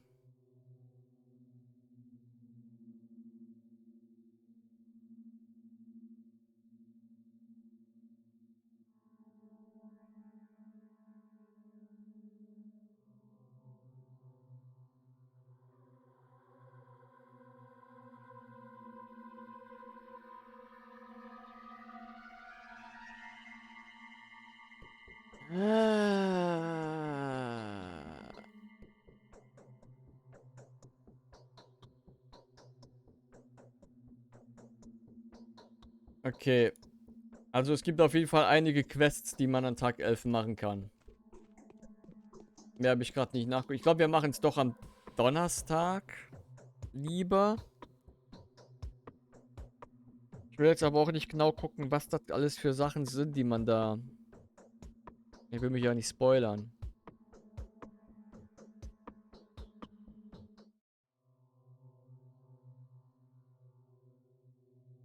Oder... Warte mal. Hier habe ich das nochmal gemacht. Heute Pathologic, morgen Red Dead Redemption. Nee, weißt du was? Ich lege...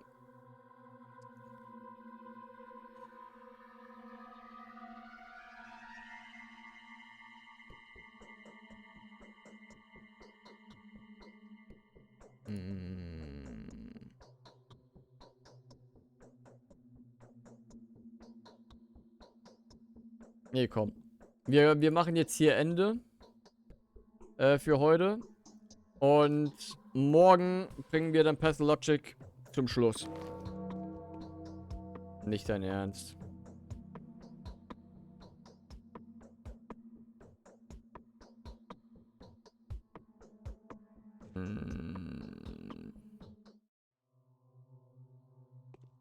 Ja, komm. Dann machen wir das noch. Aber Tag 11 und 12 machen wir dann doch nicht mehr heute. Ne, hoffentlich gibt's Geld.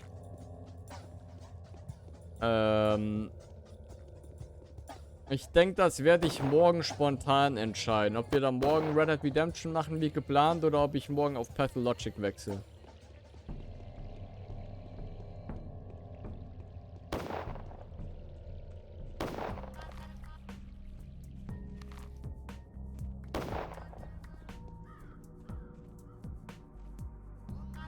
Ja, gerade hatte ich 5K bekommen, aber das Geld kriege ich ja nicht immer.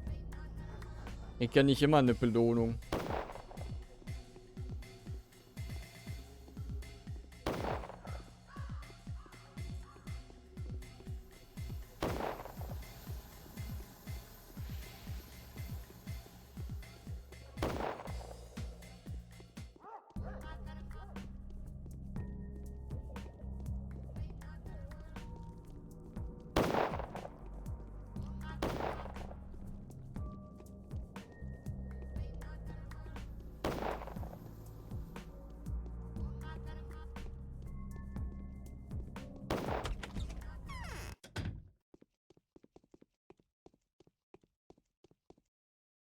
Our delusionment is often a delight to both our friends and enemies.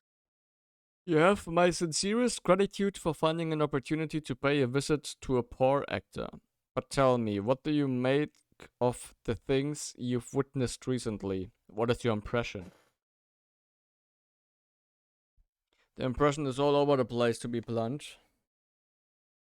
I wholeheartedly agree. It's turning into a bedlam, wouldn't you agree? I can feel it here all too well. Still can't get used to the piquancy of the whole ordeal.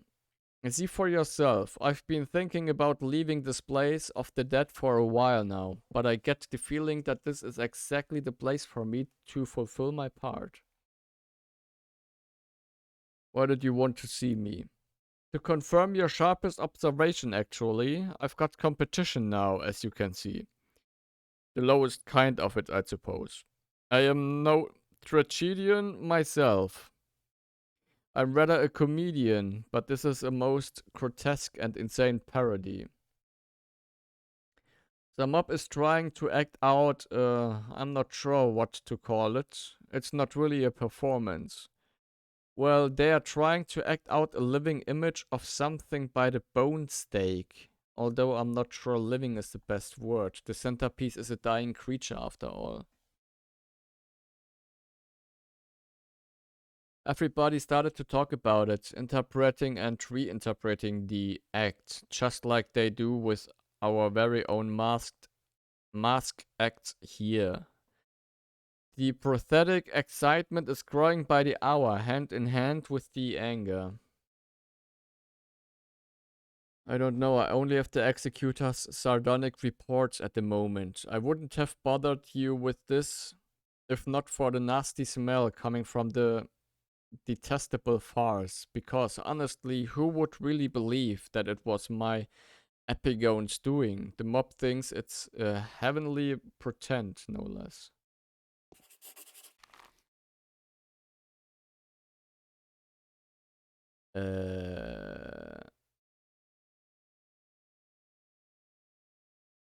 Bone Steak. Ich hatte da, glaube ich, schon mal nachgeguckt. Das ist hier. Dann gehen wir das noch machen. Aber dann, wie gesagt, für heute ist dann Schluss. Finale gibt es dann morgen oder am Mittwoch. Einer der beiden Tage.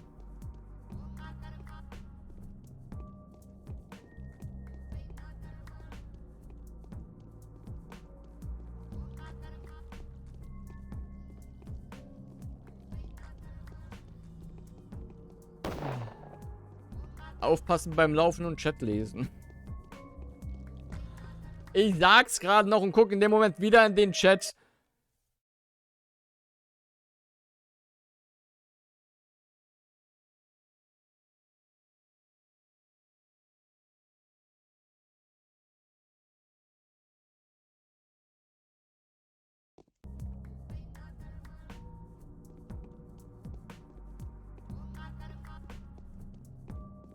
Sollte vielleicht das Teil mal wieder ein bisschen öfter benutzen.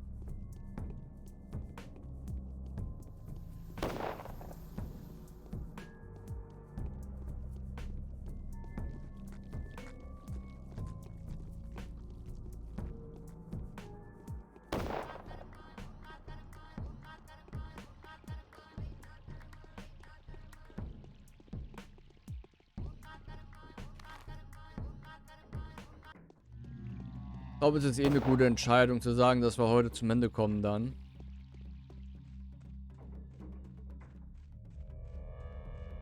Alleine schon wegen der ganzen Kein-Geschichte gerade. Habe ich das Gefühl, dass mein Hirn ein bisschen Matschepampe geworden ist.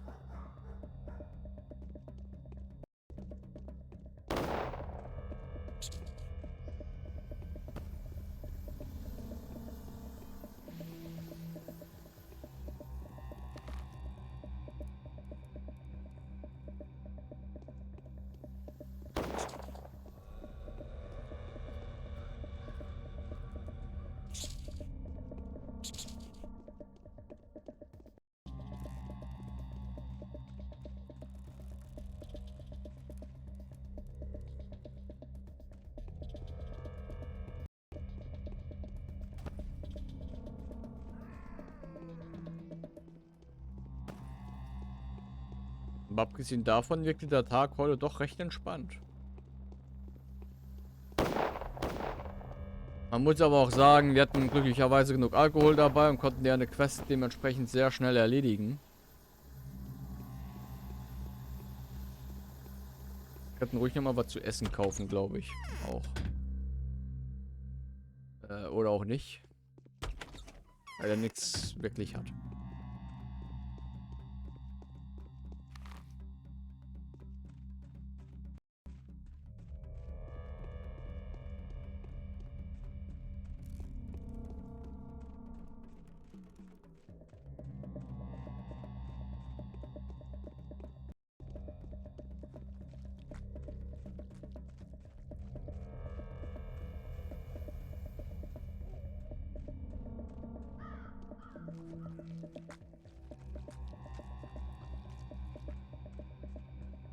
Wie groß ist denn die Kuh, bitte?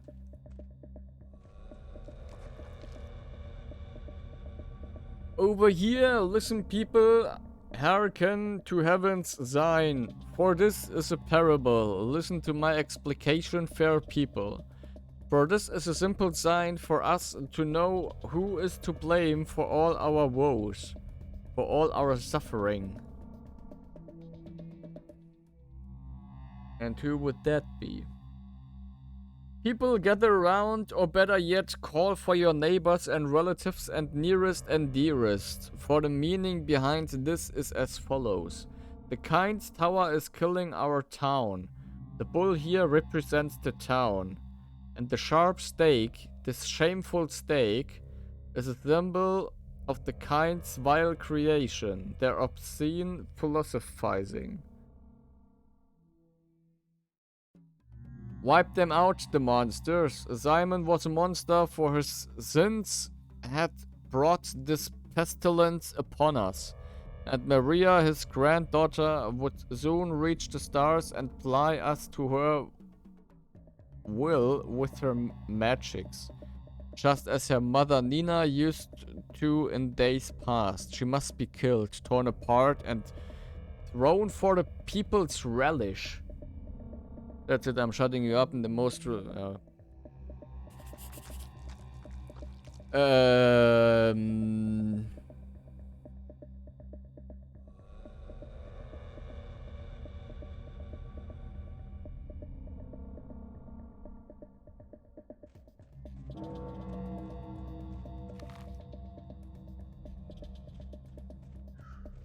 Am liebsten würde ich einfach direkt zum Kommandanten gehen und sagen, da sind Wahnsinnige, mach die mal weg. Ja. Vorher glaube ich nicht gespeichert, als ich mit denen, nachdem ich mit denen geredet hatte.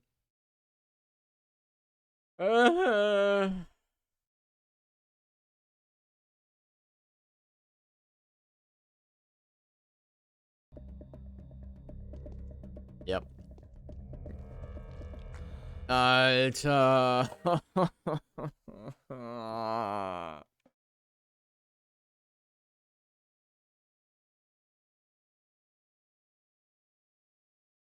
Ach, mein Gott.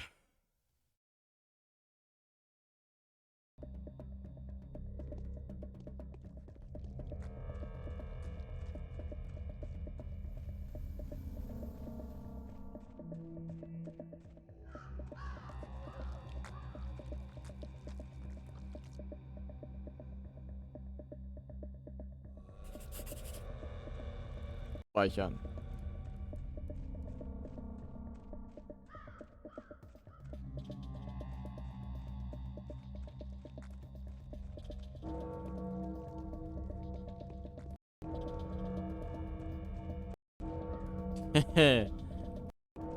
Kann... Schade, kann ich doch nicht. Dachte schon, ich kann jetzt endlich lange die Glocke läuten lassen, indem ich immer wieder speichere. Aber das hat nicht funktioniert.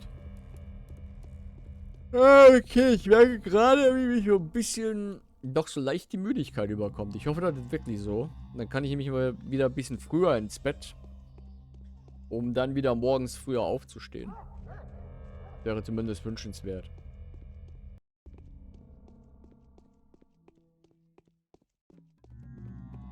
Also, ja, am liebsten würde ich zum Kommandanten gehen, aber das Spiel sagt, ich soll zu Mark im Motel wieder rüber.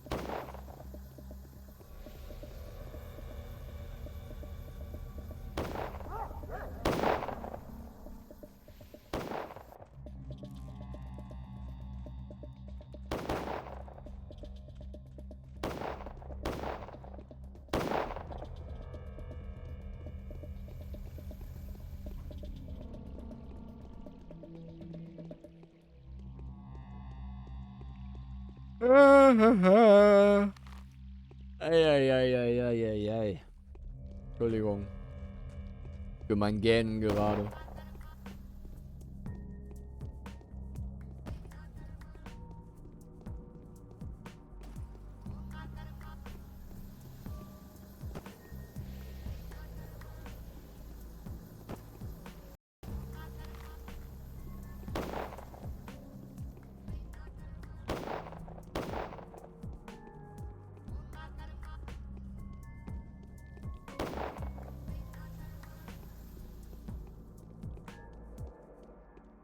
Das war knapp.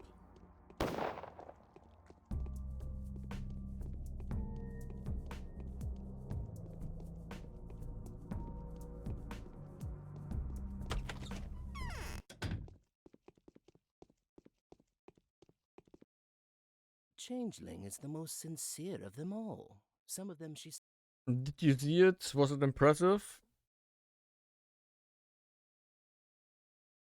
No, the set is too poor, although the beast is real. First of all, I have to confess that this is not my handiwork. On the contrary, it's a direct attack on my interests. It never even occurred to me that this could make an impression on you, let alone a positive one. But I wanted you to see how impressed the mob is. I'm afraid you're right. Well, yes, you see the place and the representation are tailroad to excite the crowd. Seems like someone wants to gather a mob, and those who gather mobs only do it with a single purpose. They seek to set them in onto someone. I think the kinds are. Actually, I don't care in the slightest, but you should. You are now at the time point when you cannot afford to not care. You've only got a day and a half left. I want that thing to end because I don't like their style. What about you? Yep. But how can they be removed from there? Die Armee. Indeed, a truly smart decision. And kind of elegant too. It's a professional prejudice of mine. I've never viewed an armed crowd as a tool. I, the master of manipulation. You can simply say it's a sanitary hazard.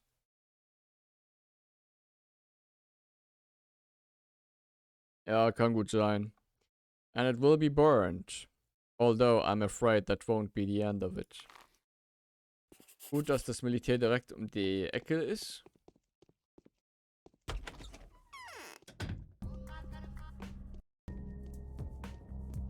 Und dann kommen wir wirklich zum Ende.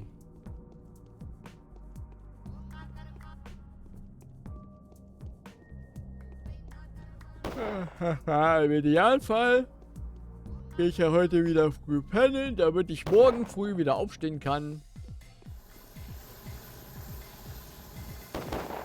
Um dann pünktlich die neueste Folge Andor zu gucken.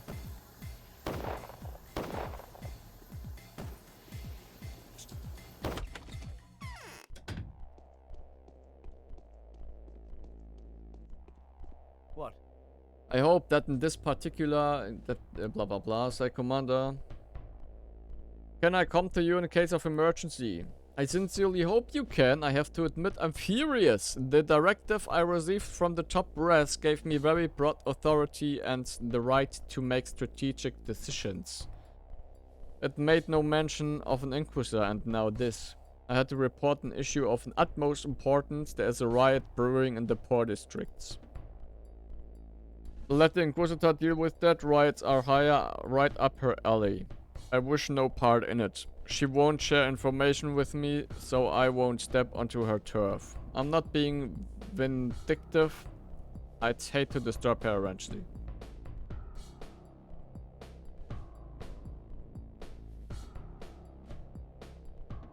Certain special circumstances are in play, ones directly related to your responsibilities. I am responsible for ensuring that the epidemic never spreads from here further. I am also responsible for the life of my men.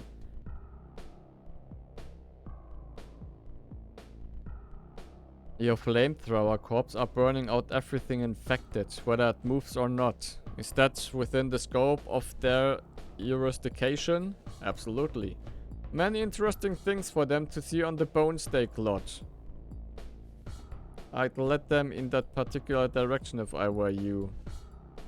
Habe ich die gerade...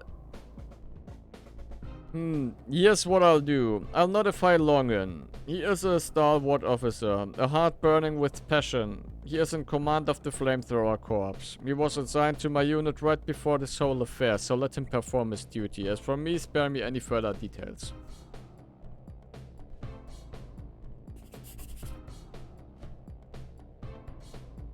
The dying bull was destroyed by the soldiers. There will be no riots.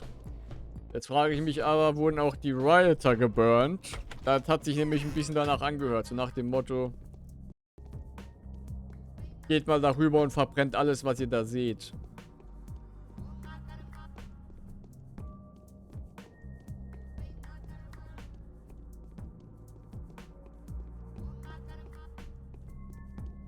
Am liebsten würde ich hier rübergehen und nachgucken, aber ich habe keinen Bock, jetzt den Weg dahin zu laufen. Nur um dann im Worst Case enttäuscht zu werden, dass da nichts ist. In der Hinsicht enttäuscht werden, dass da nichts ist, als ich umsonst darüber gelaufen bin. Und dann den ganzen Weg wieder zurücklaufen zum Speichern. Das war höllisch knapp. Ja, wir kommen jetzt zum Ende. Wie gesagt, morgen... Es bleibt direkt bei mir stehen, wenn ich stehen bleibe. Morgen ab 17 Uhr entweder Red Dead Redemption. Interessant. Entweder Red Dead Redemption oder Pathologic Finale. Also Tag 11 und 12.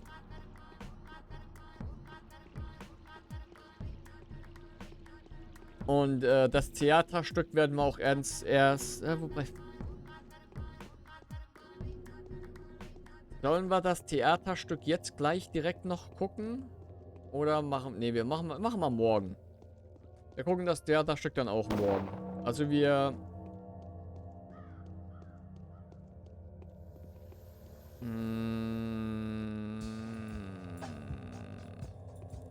Wir gehen speichern.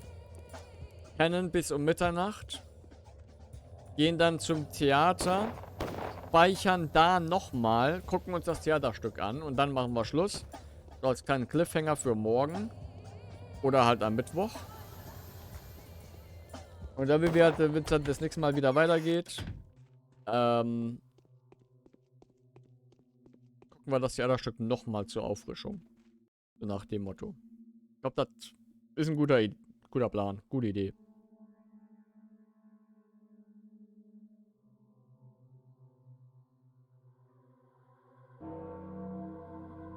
Ja, 2 Stunden.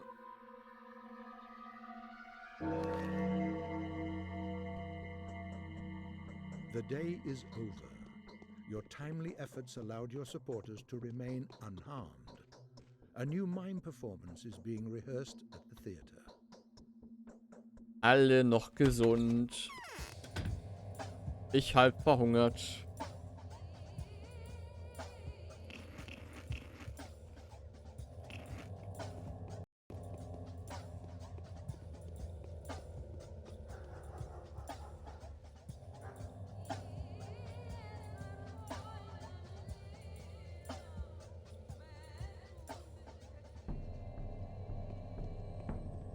Den Evening Letter, den lesen wir uns dann morgen oder am Mittwoch durch.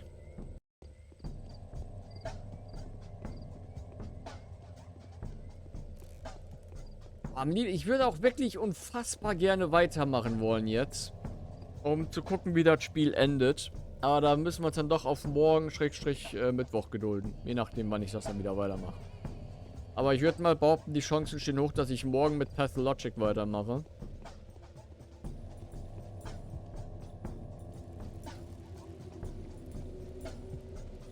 Und am Mittwoch gibt es dann, sagen wir mal,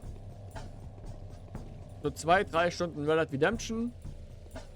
Denn Malkav hat ja, glaube ich, vor, am Mittwoch ein DayZ nach Malsk zu spielen. Dass ich mich dann da vielleicht auch wieder einklinke. Hatte das letztens auch nochmal gespielt, als du es gestreamt hattest, aber ich hatte da keinen Bock da. Also wann war das? Am Sonntag oder so? Aber ich hatte keinen Bock selber zu streamen. Oder zu labern oder so. Ich habe auch ein bisschen gespielt, während du gestreamt hattest, das. Ich glaube, ich habe mich irgendwo in so einer Waldhütte ausgelockt. Irgendwo um nirgendwo.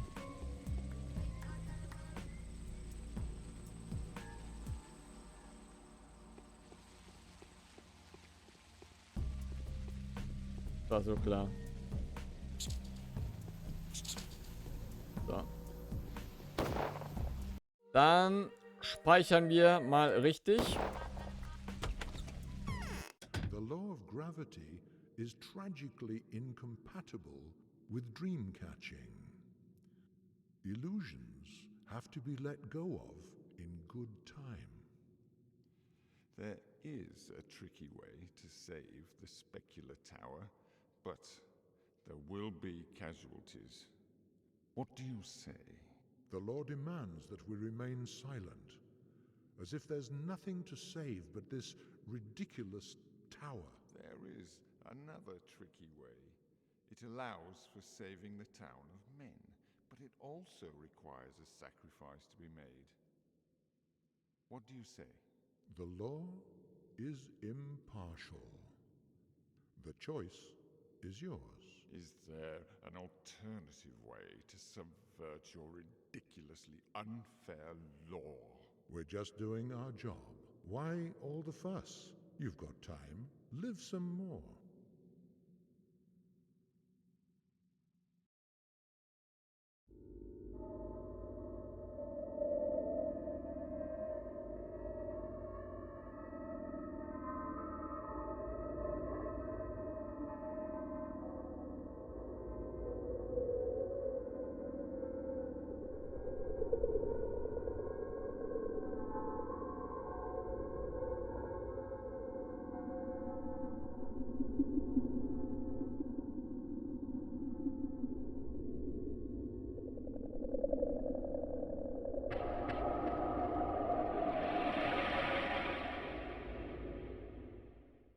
Ja, das habe ich wieder absolut null verstanden. Aber ist ja auch egal. Denn jetzt ist eh Schluss. Oh. Hat auf jeden Fall wieder Bock gemacht heute. Und ich bin gespannt, wie es endet. Wie wird Pathologic ausgehen? Also wie gesagt, entweder morgen oder Mittwoch geht's mit Pathologic weiter. Ich würde aber mal sagen, es könnte durchaus sein, dass es morgen damit weitergeht. Wie gesagt, Müdigkeit kommt jetzt auch bei mir so ein bisschen scheinbar durch und ich hoffe es wirklich.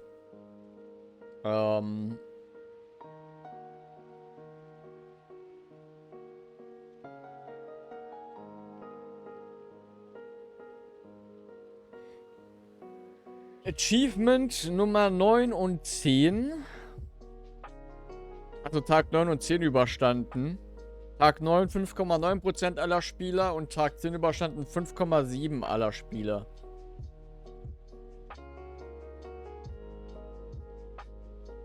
Die Reihen lichten sich. Immer mehr.